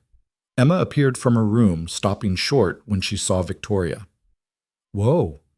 Emma, this is my friend Victoria. Victoria, this is Emma." Victoria knelt down to Emma's level. "Hi, Emma. It's nice to meet you. Your dad talks about you all the time." Emma stepped closer, studying Victoria with intense focus. "Are you a princess?" Victoria laughed, surprised, genuine. "No. Why would you think that?" "Because you're really pretty, and you're dressed like a person, but you look like you could be a princess in disguise." "That's the best compliment I've ever received." "Do you like dragons?" "I do. I think they're fascinating." "Even the scary ones?" "Especially the scary ones." Emma grinned. "I like her, Daddy." Daniel felt tension he didn't know he'd been holding release. "Good. Now go wash your hands for dinner." Emma ran off. Victoria stood, smiling. "She's wonderful." "She's something. I brought this." Victoria held up the bag. "I didn't know what to bring to dinner with a 6-year-old, so I got books. I hope that's okay." Daniel looked inside, 3 hardcover children's books, beautifully illustrated, about ocean creatures and space exploration. "She's going to lose her mind, thank you." "I wasn't sure if it was appropriate. It's perfect." Dinner was spaghetti and garlic bread, simple, unfancy. the kind of meal Daniel made 3 times a week. Emma dominated the conversation, asking Victoria approximately 800 questions about everything from her favorite color to whether she'd ever seen a real whale. Victoria answered every question with patience and genuine interest. She told Emma about seeing orcas in the San Juan Islands as a kid, admitted her favorite color was purple, confessed she was terrible at cooking and usually ordered takeout. "Daddy's a good cook," Emma said loyally. "He makes the best pancakes." "I bet he does. And he reads really good stories. Want to hear him read?" "Emma, Victoria probably has to go." "I'd love to hear a story," Victoria said. So they ended up on the couch, Emma between them, while Daniel read one of the new books Victoria had brought. Emma leaned against Victoria's side, completely comfortable, while Victoria's expression cycled through surprise, warmth, and something that looked like longing. When Emma finally started yawning, Daniel carried her to bed. She wrapped her arms around his neck. "I like Victoria," she whispered. "She's nice, and she doesn't talk to me like I'm a baby." "I'm glad you like her. Are you going to keep seeing her?" "Yeah, I think so." "Good." Emma yawned again. "I think she's lonely." Daniel paused. "Why do you say that?" "Because she looked sad when we were reading, like she wanted to stay forever. But kids saw things adults worked hard to hide." Daniel kissed Emma's forehead. "Get some sleep, dragon expert." When he returned to the living room, Victoria was standing by the window, looking out at the darkening street. "She's perceptive," Victoria said without turning around. "Yeah, too perceptive sometimes." "She said I looked sad. She told me you looked lonely." Victoria turned. Her eyes were bright. "She's not wrong." Daniel crossed the room slowly. "Victoria, this is what I've been missing." Her voice cracked slightly. "This. The messiness and the laughter and the feeling of being part of something real. I've built this whole life, this whole empire, and it's hollow, empty. And sitting on your couch reading to your daughter felt more real than anything I've done in years. You could have this." "Could I? How? I don't know how to build a life like this. I only know how to build companies." "So learn. It's not that simple." "Why not?" Victoria laughed, wet, bitter. "Because I'm terrified. Because every time I let myself want something like this, I sabotage it. Because work is safe and controllable, and relationships aren't." Daniel moved closer. "I'm terrified too." "Of what?" "Of this. Of whatever's happening between us. Of letting you into my life and Emma's life and having it fall apart. Of the office finding out and making everything complicated. Of falling for someone whose world is so different from mine that it can't possibly work." "Are you?" "Falling." Daniel met her eyes. "Yeah, I think I am." Victoria's breath caught. For a moment, neither of them moved. Then she closed the distance between them, and Daniel wasn't sure who kissed who first, only that it was happening and it felt inevitable. The kiss was soft, tentative, like they were both afraid it might shatter if they pushed too hard. When they pulled apart, Victoria's hands were shaking. "This is a terrible idea," she whispered. "Probably. It's going to be complicated." "Definitely. The office will have opinions." "They already do." Victoria laughed shakily. "What are we doing?" "I don't know, but I don't want to stop." "Neither do I." They stood there, foreheads touching, breathing the same air. Outside, the city hummed. Inside, something shifted, walls coming down, defenses crumbling. Two people choosing vulnerability over safety. "Stay," Daniel said quietly. "What?" "Stay. For a while. We'll figure out the rest later." Victoria nodded. "Okay." They moved back to the couch, sitting close, Victoria's head on Daniel's shoulder. They didn't talk much, didn't need to. The quiet said everything, that this was real, that it was scary, that neither of them knew what came next. But for tonight, it was enough to just be here, together. Two lonely people finding something neither of them had been looking for, but both of them desperately needed. Victoria left around midnight, and Daniel stood in the doorway long after her car disappeared down the street. His lips still tingled. His heart hadn't quite settled back into its normal rhythm. He touched his mouth, half convinced he'd imagined the whole thing. But the books Victoria had brought were still stacked on the coffee table. Emma's goodnight hug for Victoria, unexpected, instinctive, had been real. The kiss had been real. Daniel closed the door and leaned against it, unsure whether to laugh or panic. Sunday morning, Emma asked about Victoria over pancakes. Is she your girlfriend now? Daniel nearly dropped the spatula. That's, we're figuring things out. That means yes. That means it's complicated. You always say that. Because it always is. Emma considered this, syrup dripping from her fork. I think she likes you. What makes you say that? She looked at you the way Mommy looks at Brian, all smiley and soft. Daniel's chest tightened. Yeah? Yeah. And you looked at her the same way. When did you get so observant? I'm 6. I notice everything. She took another bite of pancake. Can she come over again? Maybe, if she wants to. She will. She told me she had fun. She told you that? When you were getting my pajamas, she said she hadn't had that much fun in forever and that I was lucky to have you as my dad. Daniel sat down heavily. She said that? Yep. Then she looked sad again, like she wanted something she couldn't have. Kids. They saw right through everything. Monday morning brought a text from Victoria before Daniel even left for work. Thank you for Saturday. Emma is wonderful. You're wonderful. I'm scared and excited and have no idea what I'm doing. V. Daniel stared at the message, then typed back. Same. All of it. Coffee this week? Yes. Wednesday? It's a date. He sent it before thinking about the word choice. 3 dots appeared, disappeared, appeared again. Finally, it is, isn't it? Daniel smiled despite his nerves. Yeah, it is. The office felt different on Monday. Or maybe Daniel felt different. He moved through his morning routine, emails, meetings, logistics coordination, with a strange lightness. Marcus noticed. What's with you today? Nothing? Why? You're smiling. You never smile on Mondays. Maybe I had a good weekend. Marcus's eyes narrowed. This is about Langford, isn't it? I don't know what you're talking about. You're terrible at lying, Hayes. What happened? Nothing. We had dinner, that's all. Dinner? Yes. At your place? Daniel hesitated a second too long.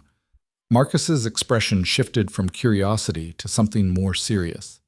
Daniel, man, you need to be careful. I know what I'm doing. Do you? Because from where I'm standing, this looks like a disaster waiting to happen. It's not your concern. It is when you're my friend and I don't want to see you get hurt, or fired, or both. Daniel appreciated the concern, even if he didn't want to hear it. I'm being careful. Are you? Because office romances are complicated enough without adding in the fact that she's the CEO. The power dynamics alone, I'm aware. Then what's the play here? You date secretly? Go public and deal with everyone thinking you're using her for advancement? There's no good outcome. Maybe I don't care about outcomes. Maybe I just care about her. Marcus went quiet, then softer. You're serious about this? I think so, yeah. Does she feel the same? I don't know, I think so. We're figuring it out. Marcus rubbed his face. Okay, just be smart about it. And for what it's worth, I hope it works out. Thanks. But if you get promoted before me, I'm going to be pissed. Daniel laughed despite himself. Deal. Wednesday's coffee date happened at a different cafe across town, somewhere they were less likely to run into coworkers. Victoria arrived wearing sunglasses despite the overcast Seattle weather. Incognito? Daniel asked, paranoid. She removed the sunglasses. Is this ridiculous? I feel ridiculous. Little bit, but I get it. They ordered coffee and found a corner booth. For a moment, neither spoke. The kiss hung between them, unaddressed. So, Victoria started. So, Saturday was, yeah. She smiled nervously.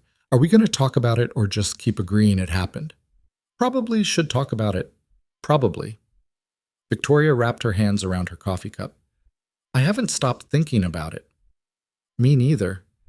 which is a problem because I have a company to run and I've spent 3 days distracted and useless. Sorry? Don't apologize. It's not a complaint, just an observation. She met his eyes. I like you, Daniel. More than I should. More than is probably smart given the circumstances. The circumstances being that you're my boss. Among other things, our lives are very different.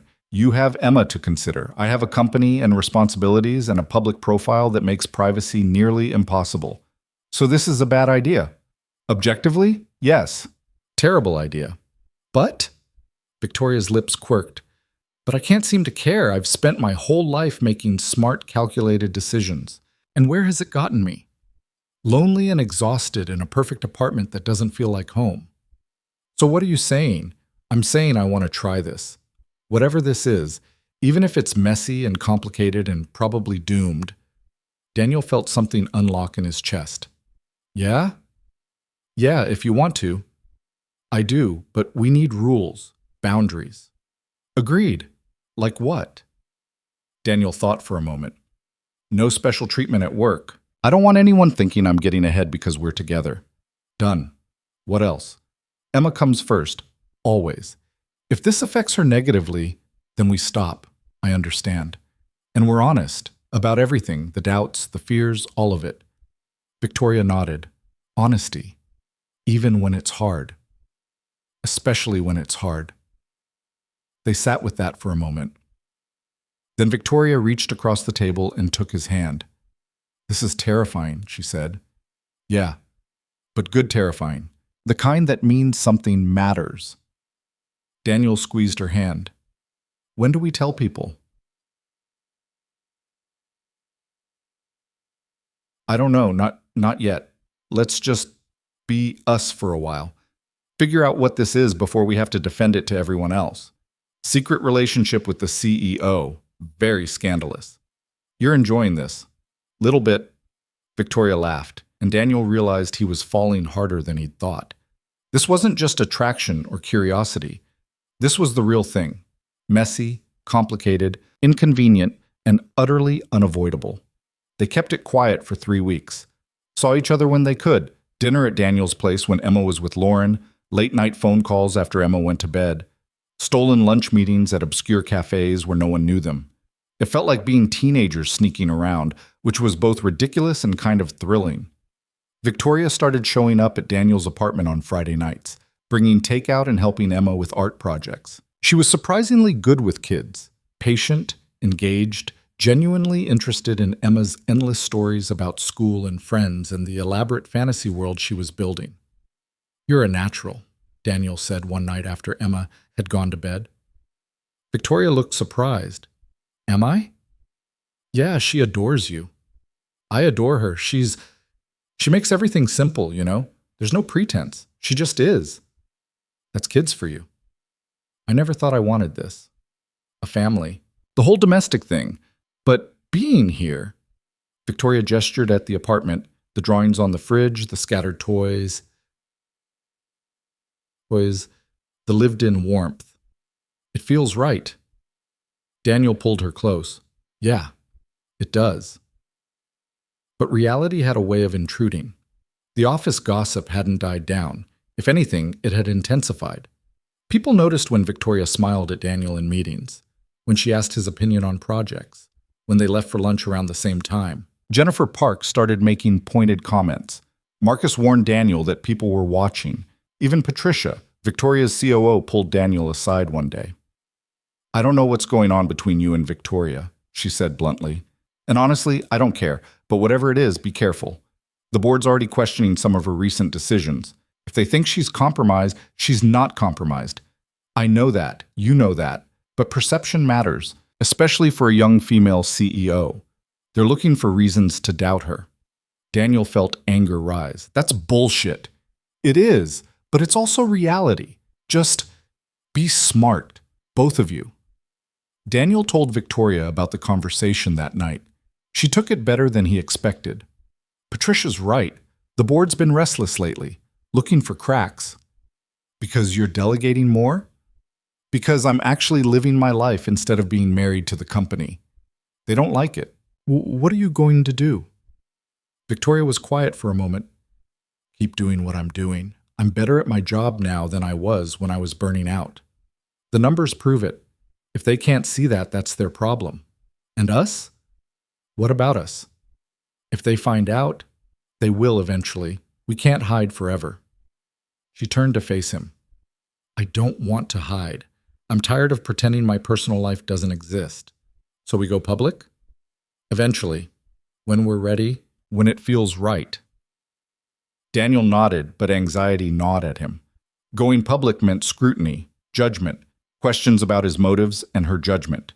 It meant Emma being pulled into the spotlight, gossip columns speculating, coworkers treating him differently. But it also meant being honest, not sneaking around, actually building something real instead of hiding in the shadows. The decision was made for them 3 weeks later. Daniel was picking Emma up from school when he got the call. Victoria's voice was tight, controlled, her CEO voice. "We have a problem." "What kind of problem?" "Someone saw us at the cafe last Tuesday, took pictures, sent them to the board." Daniel's stomach dropped. "Shit. There's an emergency board meeting tomorrow morning. They want answers." "What are you going to tell them?" "The truth, that we're seeing each other. That it doesn't affect my ability to run this company. That my personal life is my business." "Victoria, I know. I know what this means, but I'm not lying. And I'm not apologizing for being happy." Daniel heard the steel in her voice. The CEO was back, armored and ready for battle.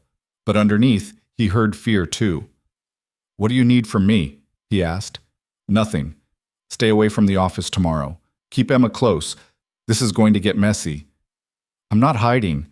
"Daniel, no. We're in this together. If you're facing the board, I'm there." "That's not necessary." "It is. Because if they're questioning your judgment, they need to see that this is real. That I'm not some opportunist. That we're both adults making a conscious choice." Silence on the other end. Then quietly, "You're sure?" "Yeah, I'm sure." "Okay, tomorrow, 9 a.m., conference room B." Daniel spent that evening explaining to Emma that he needed to go to an important meeting in the morning, that Mrs. Chen would watch her before school. Emma sensed his tension. "Is everything okay, Daddy?"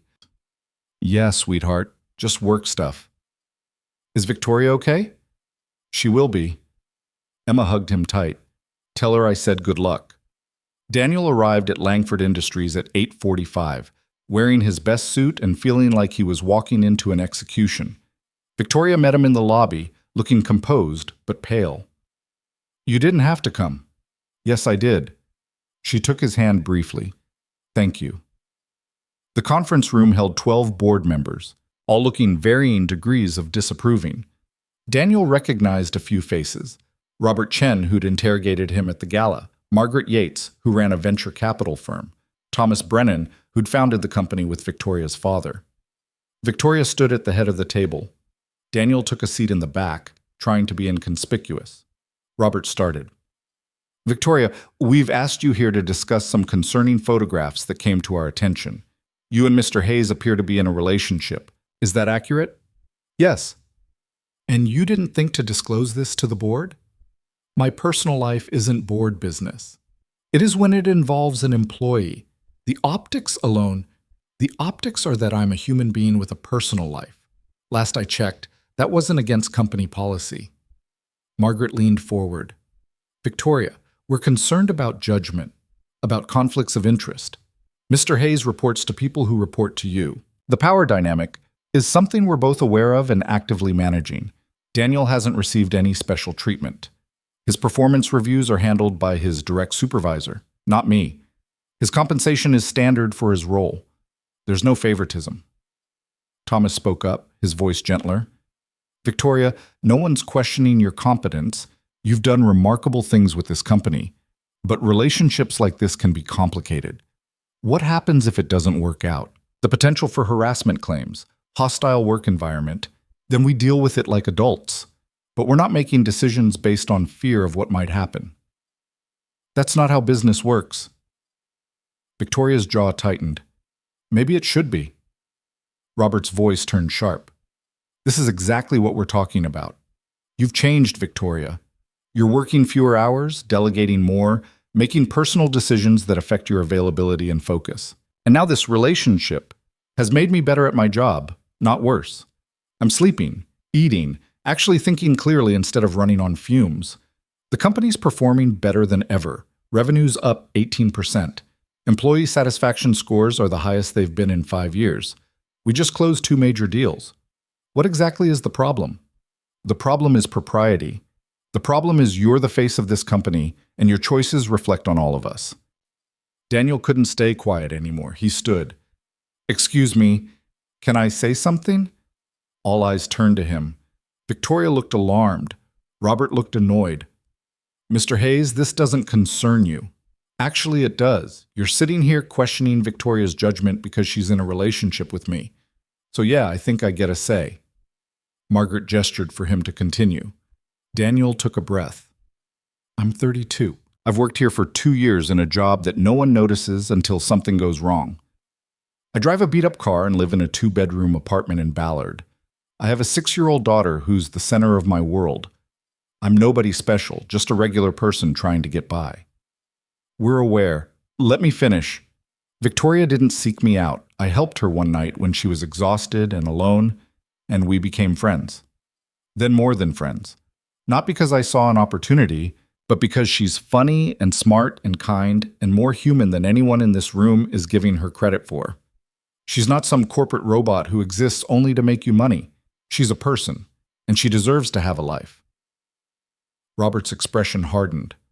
That's very touching, Mr. Hayes, but it doesn't change the reality of the situation. Which is what? That she's happy? That she's performing better than ever? Or that you're uncomfortable because she's not conforming to your image of what a CEO should be? You're out of line.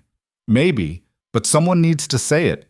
You're treating her like an asset to manage instead of a person to support, and that's wrong. Thomas studied Daniel for a long moment. Do you love her, Mr. Hayes? The question caught Daniel off guard. The room went silent. Yes, Daniel said finally. I do. Victoria's eyes went wide. They hadn't said it yet, not out loud. But sitting in this sterile conference room defending their right to exist together, Daniel knew it was true. And you, Victoria? Thomas asked. How do you feel? Victoria looked at Daniel, then at the board. I love him, and his daughter, and the life we're building together. It doesn't interfere with my work. If anything, it makes me better at it because I'm not slowly destroying myself anymore. Margaret sighed. This is highly irregular. So is having a 30-year-old female CEO. But you hired me anyway. You trusted my judgment then. Trust it now. The board members exchanged glances. Finally, Thomas spoke. We're going to need some safeguards. Documentation that Mr. Hayes isn't receiving preferential treatment, regular reviews, full transparency. Done, Victoria said immediately. And if this relationship ends, then one of us leaves the company, voluntarily. We've already discussed it.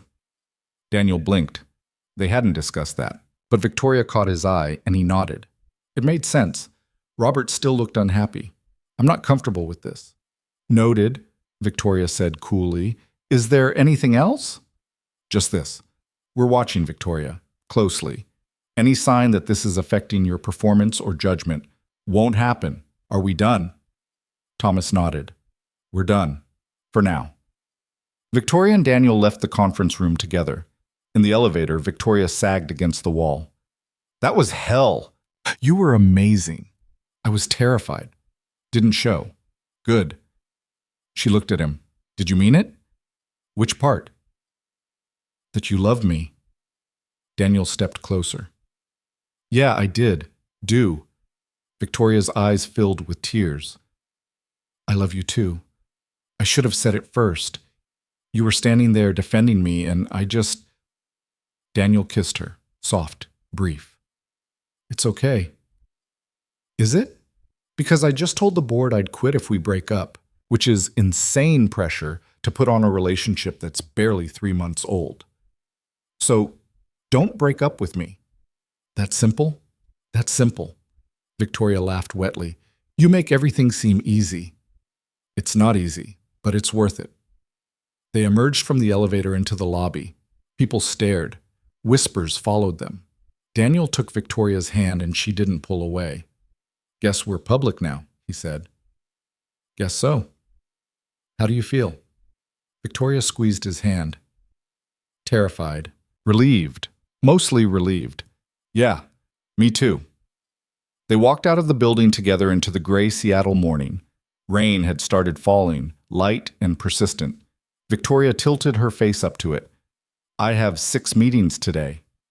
Better get to them. Come to dinner tonight, you and Emma? We'd like that." "Good." She kissed him quickly. "I love you, Daniel Hayes. Love you too, Victoria Langford."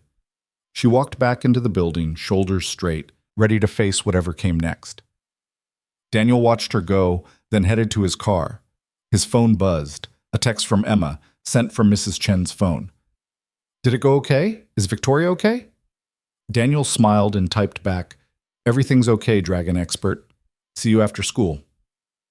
The office gossip exploded over the next week. Some people were supportive, most had opinions. Daniel's inbox filled with congratulations mixed with thinly veiled warnings. Marcus bought him a beer and told him he was either brave or insane. "Both," Daniel said. "Probably." But the work continued. Daniel did his job, Victoria did hers. They were professional at the office, personal everywhere else. It wasn't perfect. They fought about boundaries, about time, about how much to share with Emma. Victoria struggled with letting go of control. Daniel struggled with feeling inadequate compared to her world. But they showed up, both of them, every day, choosing each other even when it was hard. 2 months after the board meeting, Victoria came to dinner with news. "The board approved my proposal." "Which one?" "Stepping back. I'm transitioning to chairman. Patricia's taking over as CEO." Daniel stared. "You're serious?" "Completely. I'll still be involved, but less day-to-day. More strategy, less operations. It means normal hours. Actual work-life balance. Time for..." She gestured between them. "This." "Are you sure? The company's your life." "It was. But I want a different life now. One that includes you and Emma, and maybe someday..." She trailed off. "Someday what?" Victoria's smile turned shy. "Maybe someday more, if you want that." Daniel pulled her close. "Yeah, I want that." Emma wandered in. "Want what?" "Adult stuff, Dickie," Daniel said. "Does adult stuff include Victoria moving in? Because her toothbrush is in the bathroom and she has clothes in your closet." Victoria and Daniel exchanged glances. "How would you feel about that?" Victoria asked Emma carefully. "If I moved in?" Emma pretended to think about it. "Would you still bring books?" "Always." "And help with my dragon project for school?" "Of course." "Then, okay, you can stay." Simple as that. From the mouth of a 6-year-old who saw the world exactly as it was. Complicated, messy, but ultimately about the people you loved and who loved you back. Victoria moved in officially 3 weeks later. Her pristine apartment got rented out to some tech executive who probably appreciated the minimalist perfection. She brought her books and clothes and slowly, gradually, made Daniel's apartment feel like home. It wasn't smooth. They argued about dishes and schedules and how to handle Emma's tantrums. Victoria had to learn that not everything could be managed and controlled. Daniel had to learn that asking for help wasn't weakness, but they figured it out, together. 2 imperfect people building something real from the wreckage of their separate loneliness. And on Friday nights, after Emma was asleep, they'd sit on the couch. The same couch where Victoria had once cried about being scared, and just be. No performing, no pretending. Just 2 people who'd chosen to see each other, really see each other, and decided that was enough. More than enough. Everything. 6 months into living together, Victoria woke up at 3 in the morning in a cold sweat. Daniel felt her leave the bed, heard the bathroom door close, the sound of running water. He waited 5 minutes before following. She was sitting on the edge of the bathtub, still in her pajamas, staring at nothing. "Hey," he said softly. Victoria didn't look up. "I had a nightmare." "About what?" "The company, the board, everything falling apart because I chose this over that." She gestured vaguely. Because I chose you. Daniel sat beside her on the tub's edge. You didn't choose me over the company. You chose balance. Did I? Because some days it feels like I abandoned everything I built. Patricia's doing an amazing job, better than I was doing, and part of me resents that, which is insane. It's not insane. It's human. I spent 15 years building that company from nothing. It was my identity, my purpose, and now I'm just, what? A girlfriend? A stepmom adjacent person? Who am I without the CEO title? Daniel took her hand. You're Victoria, the person who brings Emma books about marine biology because she mentioned liking dolphins once. The person who learned to make pancakes even though you burned the first 5 batches. The person who cries at sad movies and laughs too loud at my terrible jokes. You're not just a title. But what if that person isn't enough? Enough for who? Victoria's voice cracked. For me. For you. For anyone. Daniel pulled her close. She resisted for a moment, then collapsed against him. I don't know how to be ordinary, she whispered. I only know how to be exceptional. You're still exceptional, just in different ways. Like what? Making school lunches? Remembering to buy milk? Yeah, like that. Like showing up, like being present. Like choosing connection over achievement. He kissed her forehead. That's harder than running a company, and you're doing it anyway. Victoria was quiet for a long time. Then, I saw my therapist yesterday. Didn't tell you. Okay. She said I have worth outside of my accomplishments, that my value isn't tied to productivity or success or how many hours I work. She laughed bitterly. I didn't believe her. Do you believe me?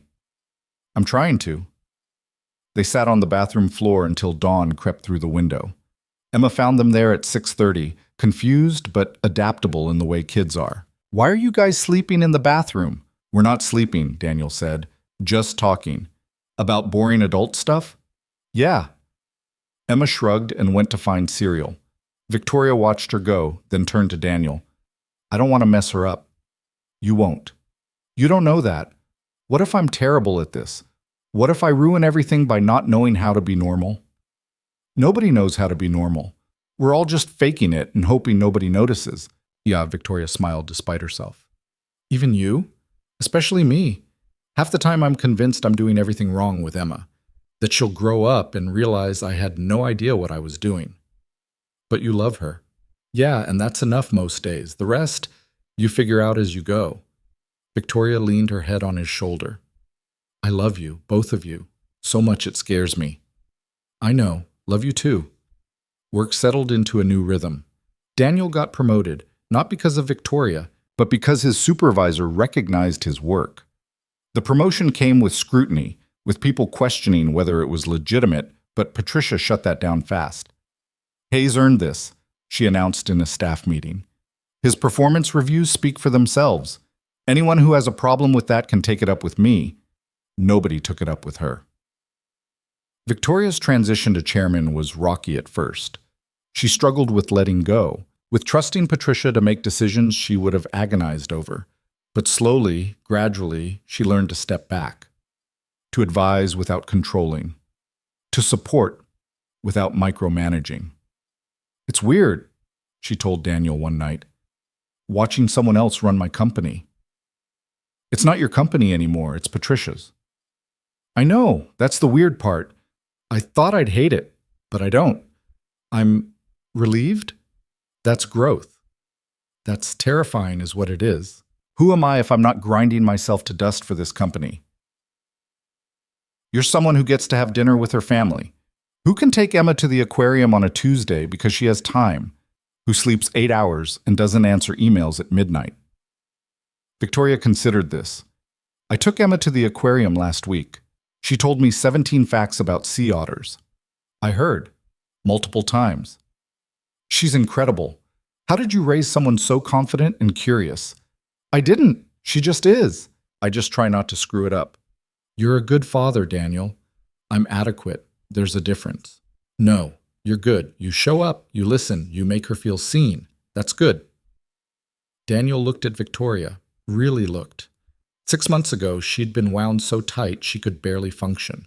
Now she sat in sweatpants on his couch, hair in a messy bun, makeup free, arguing about parenting philosophy like it was the most natural thing in the world. "You're good too," he said. "At what?" "This. Being here. Being real. Emma adores you. She tolerates me. She asked me yesterday if you were going to be her mom someday." Victoria went very still. "What did you tell her?" "I said that was up to you and her to figure out, that I couldn't decide that for either of you." "And what did she say?" "She said she hopes so because you're nicer than her real mom's new husband." Victoria's eyes filled with tears. "She said that?" "Yeah. Brian's apparently kind of a jerk about vegetables." Victoria laughed and cried at the same time. "I don't know how to be a mom." "Nobody does. You just love them and try not to screw them up too badly." "That's your parenting philosophy? Try not to screw them up?" "It's worked so far." Victoria wiped her eyes. "Can I ask you something?" "Sure." "Do you want more kids?" Daniel blinked. That's a big question." "I know, but I've been thinking about it. I'm 31. If I want kids, I should probably start thinking seriously about it. And I don't know if you want more, or if Emma's enough, or..." "Yes." "Yes, what?" "Yes, I want more kids. With you, if that's what you want." Victoria stared at him. "Really? Really? I always thought Emma would be an only child because Lauren didn't want more and then we divorced. But yeah, if you want kids, I'd love that. Even though it'll be chaos, even though I have no idea what I'm doing, especially because of that. We'll figure it out together, like everything else." Victoria kissed him then, hard and desperate and full of hope. When they pulled apart, she was smiling. "Not right now, though." Daniel laughed. "No, not right now. Let's get married first, at least." The words hung in the air. Victoria's eyes went wide. Did you just propose? Kind of, maybe. I don't have a ring or a plan or any of the romantic stuff, but yeah, I want to marry you, if you want that." Victoria's hands were shaking. "That's the least romantic proposal ever." "I know. I'm terrible at this." "Ask me again. Properly." "Now?" "Yes, now." Daniel slid off the couch and onto one knee, feeling ridiculous in his old t-shirt and pajama pants. "Victoria Langford, will you marry me? No ring, no plan, just me and Emma and whatever chaos comes with us." "Yes, obviously yes." They were both laughing and crying when Emma appeared in the doorway. "Why is everyone crying? Did someone die?" "No, sweetheart," Daniel said. "The opposite. Victoria and I are getting married." Emma's face lit up. "Really? Really? Does that mean she's staying forever?" "If she wants to." Emma looked at Victoria. "Do you want to?" Victoria's voice was thick with emotion. "Yeah, I really do." Emma launched herself at Victoria, hugging her tight. "Good, because I already told my friends you were basically my bonus mom, and it would be embarrassing if you left now." Victoria laughed and hugged her back. Over Emma's head, she met Daniel's eyes. He saw everything there, the fear, the hope, the tentative belief that maybe, just maybe, this could work. They got married 4 months later in a small ceremony at the courthouse with Emma as the witness and Patricia and Marcus as guests. Nothing fancy, no corporate event, just two people promising to show up for each other, to be honest even when it was hard, to choose connection over perfection. Victoria wore a simple dress. Daniel wore the same suit from the board meeting. Emma wore a tutu because she insisted weddings required tutus. Patricia cried. Marcus made inappropriate jokes. It was perfect in its imperfection. The office handled it better than expected. Some people were genuinely happy. Others remained skeptical. A few left the company, unable to separate their perception of favoritism from reality. Patricia made it clear that anyone who had issues with Daniel's presence could take it up with HR. Nobody did. Life settled into something resembling normal. Daniel went to work, came home, helped with homework, made dinner. Victoria attended board meetings, consulted on strategy, but left at 5 most days. They fought about stupid things, whose turn it was to do dishes, how to handle Emma's occasional tantrums, whether to get a dog. They got the dog. A rescue named Captain, who was afraid of everything and slept in Emma's bed. Victoria, who'd never had a pet, became obsessed with him. Daniel found her reading dog training books at midnight. "You're insane," he told her. "He needs structure, consistency. He's a dog, not a company." Same principles apply. Emma loved Captain. Captain loved Emma. Victoria learned to relax her need for control enough to let a neurotic rescue dog into her life. It was progress. A year after the wedding, Victoria came home early from a board meeting looking shaken. Daniel was in the kitchen with Emma, helping her build a volcano for science class. "What's wrong?" Victoria set down her bag carefully. "Thomas died. Heart attack this morning." Thomas Brennan, the board member who'd asked if Daniel loved Victoria, who'd ultimately sided with them against the other's skepticism. "I'm sorry," Daniel said. "He left me a letter. His assistant gave it to me today." Victoria pulled an envelope from her bag. "Want to read it?" Daniel took the letter. Thomas's handwriting was shaky but clear. "Victoria, I won't be around much longer. Bad ticker, doctors say. But I wanted you to know I'm proud of you. Not for building a company, though that's impressive. I'm proud because you chose to be human. Because you loved someone and let that love change you. Because you're brave enough to want more than just success. Your father would be proud too. He built companies, but he never built a life. You're doing both. That's the real achievement. Be happy. Thomas." Daniel handed the letter back. Victoria's eyes were wet. "He was right, you know," she said quietly. "My father built an empire and died alone in a hospital room surrounded by lawyers. I almost did the same thing. But you didn't. Because you wouldn't let me. Because you saw me that night and decided I was worth saving. You saved yourself. I just stuck around." Victoria shook her head. "No, we saved each other. I was drowning in my own ambition, and you were drowning in loneliness. And somehow we found each other." Emma looked up from her volcano. "Are you guys being mushy again?" "Yeah," Victoria said, pulling Emma into a hug. "We are. Gross, but also kind of nice." They scattered Thomas's ashes in the San Juan Islands where Victoria had seen orcas as a kid. The board held a memorial. Victoria gave a speech about legacy and what it meant to build something that lasted. Daniel stood in the back and watched her command the room with the same authority she'd always had, but softer now. More human. After the memorial, Robert Chen approached Daniel. "I owe you an apology." Daniel was surprised. "For what?" "For doubting you. For assuming you were using her. You weren't, and she's better for knowing you. The company's better. I was wrong." "Okay." "That's it? Just okay?" "What do you want me to say? You were wrong. You admitted it. That's enough." Robert smiled slightly. "You're good for her. Keep doing whatever you're doing." "I plan to." That night, Victoria told Daniel she was pregnant. "Are you sure?"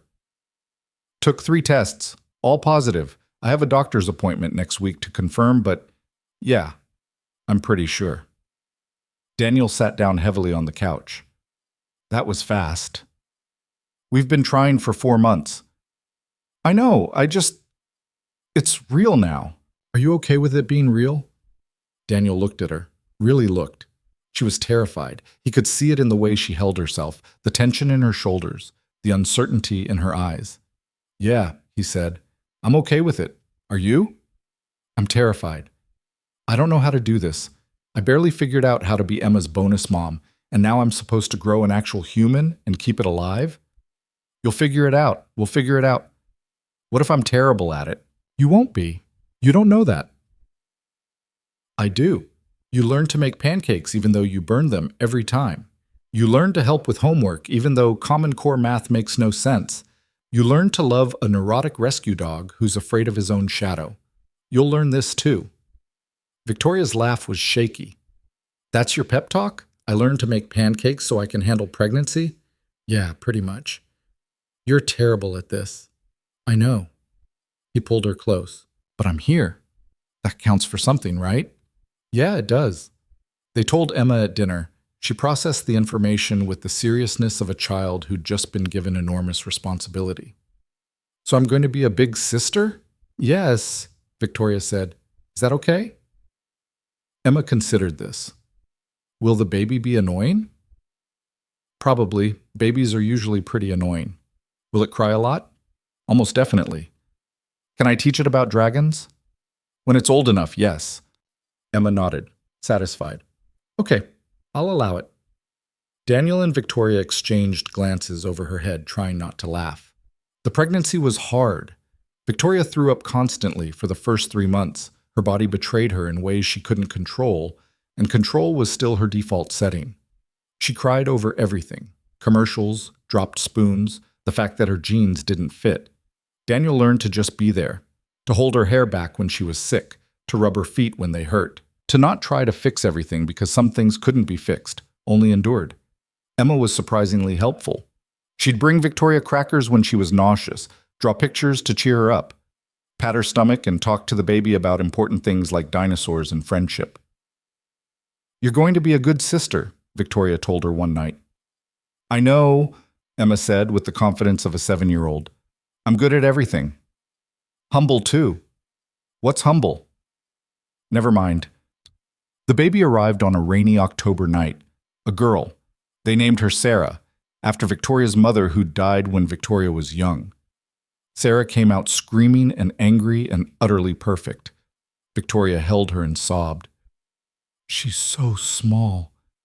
They usually are, Daniel said, exhausted and relieved. How did you do this? How did you take care of Emma when she was this tiny? Barely. I had no idea what I was doing. That's not reassuring. It's honest. They brought Sarah home to chaos. Captain was confused by the crying. Emma was fascinated but also a little jealous. Victoria was overwhelmed by the reality of a newborn who needed constant attention. I can't do this, she said at 2 a.m. on the 3rd day, holding a screaming Sarah who wouldn't stop crying. Yes, you can. I can't. I don't know what she needs. I don't know why she's crying. I'm failing already. Daniel took Sarah gently. You're not failing. You're learning. There's a difference. How did you figure out Emma? I didn't. I just tried different things until something worked. Sometimes nothing worked and we both just cried. That's your strategy? Try stuff and cry? Yeah, pretty much. Victoria laughed through her tears. We're doomed. Probably, but we'll be doomed together. They figured it out slowly. Sarah had colic, which explained the constant crying. Victoria learned to swaddle her, to walk with her, to sing off-key lullabies at 3 a.m. Daniel handled the logistics: diapers, bottles, doctor's appointments. Emma helped by being surprisingly patient with the screaming baby who'd invaded her space. Patricia visited and brought casseroles. Marcus came by with inappropriate onesies that said things like future CEO and daddy's little board member. Amy, Daniel's sister, flew in from Portland and spent a week showing Victoria the basics she'd missed by not having anyone to teach her. You're doing fine, Amy told her. All new moms feel like they're failing. Even the ones who ran companies? Especially those ones. Companies make sense. Babies don't. 3 months in, Victoria had a breakdown at 4 a.m. Daniel found her in Sarah's nursery, rocking the baby and crying silently. I thought I could do both, she said when she saw him. Keep working, be a mom, have it all. But I can't. I'm exhausted all the time. I miss board meetings because Sarah's sick. I can't focus on strategy reports because I'm worried about her sleep schedule. I'm failing at everything. Daniel sat beside her. You're not failing. I am. I'm a terrible board chair and a mediocre mother, and I don't know who I am anymore. You're Victoria, mother, wife, businesswoman, dragon enthusiast. Dragon enthusiast? Emma's rubbing off on you. Victoria smiled despite herself. I wanted to prove I could have it all: career and family, success and connection. But maybe that's impossible. Maybe all looks different than you thought. What do you mean? I mean, maybe you don't have to be CEO level involved in the company anymore.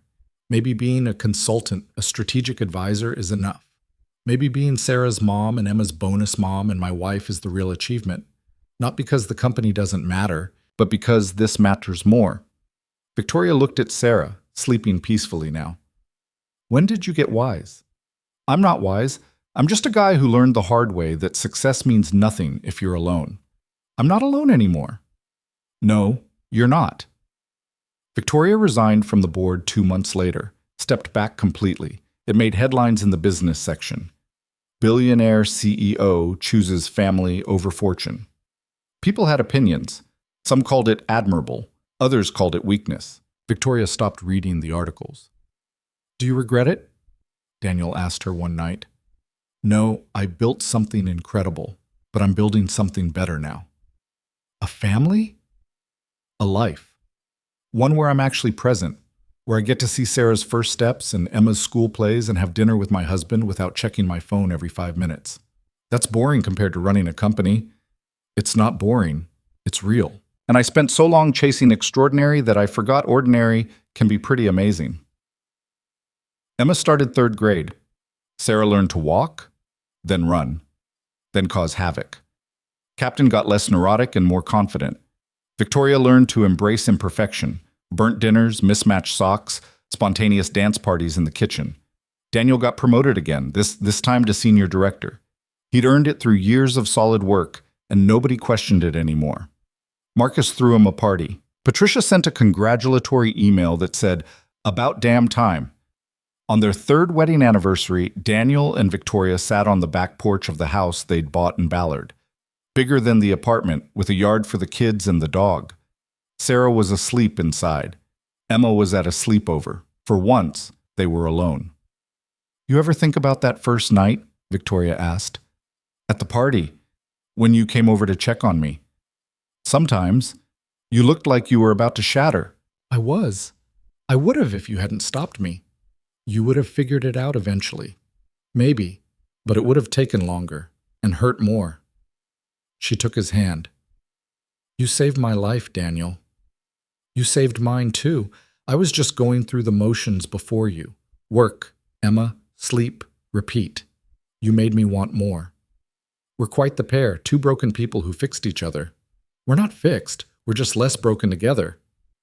Victoria laughed. That's the most romantic thing you've ever said. I have my moments. They sat in comfortable silence, watching the stars emerge in the Seattle sky. Inside, Sarah started crying.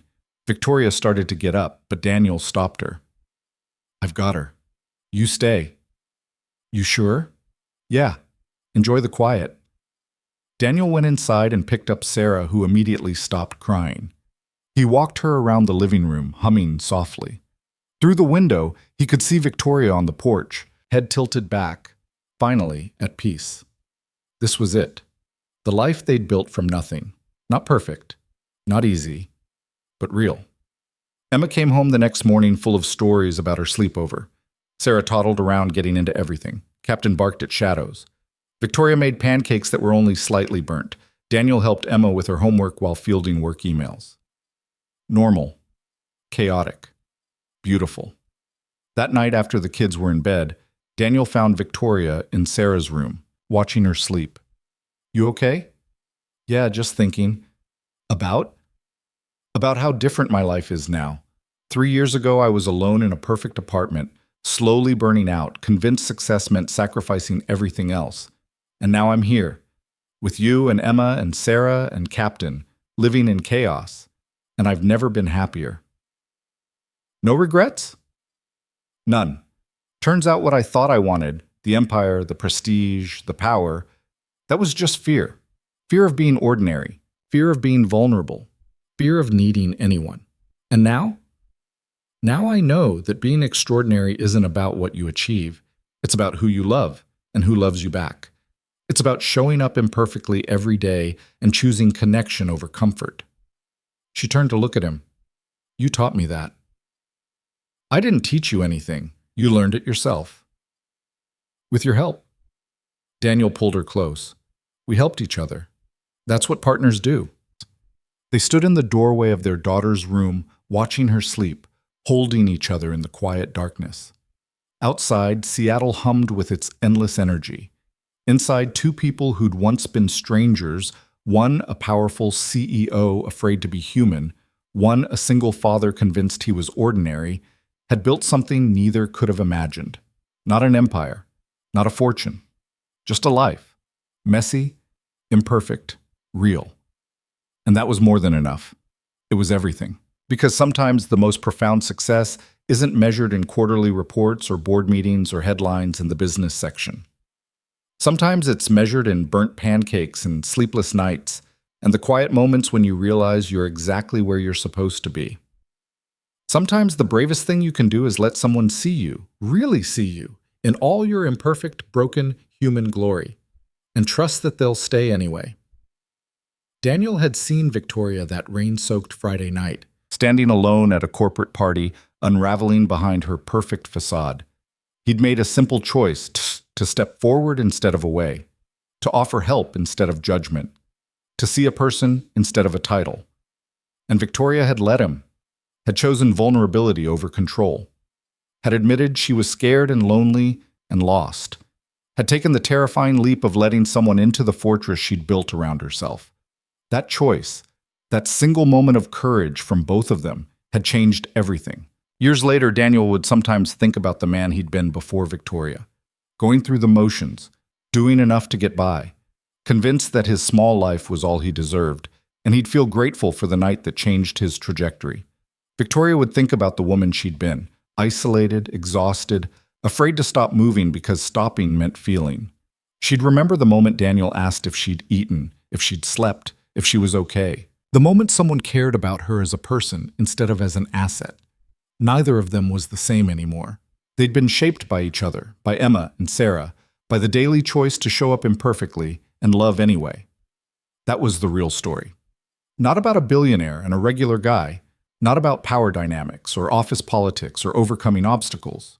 It was about two lonely people who found each other in the chaos, who chose to be seen, who learned that being ordinary, being human, was the most extraordinary thing of all. And in the end, that was enough, more than enough, everything that mattered.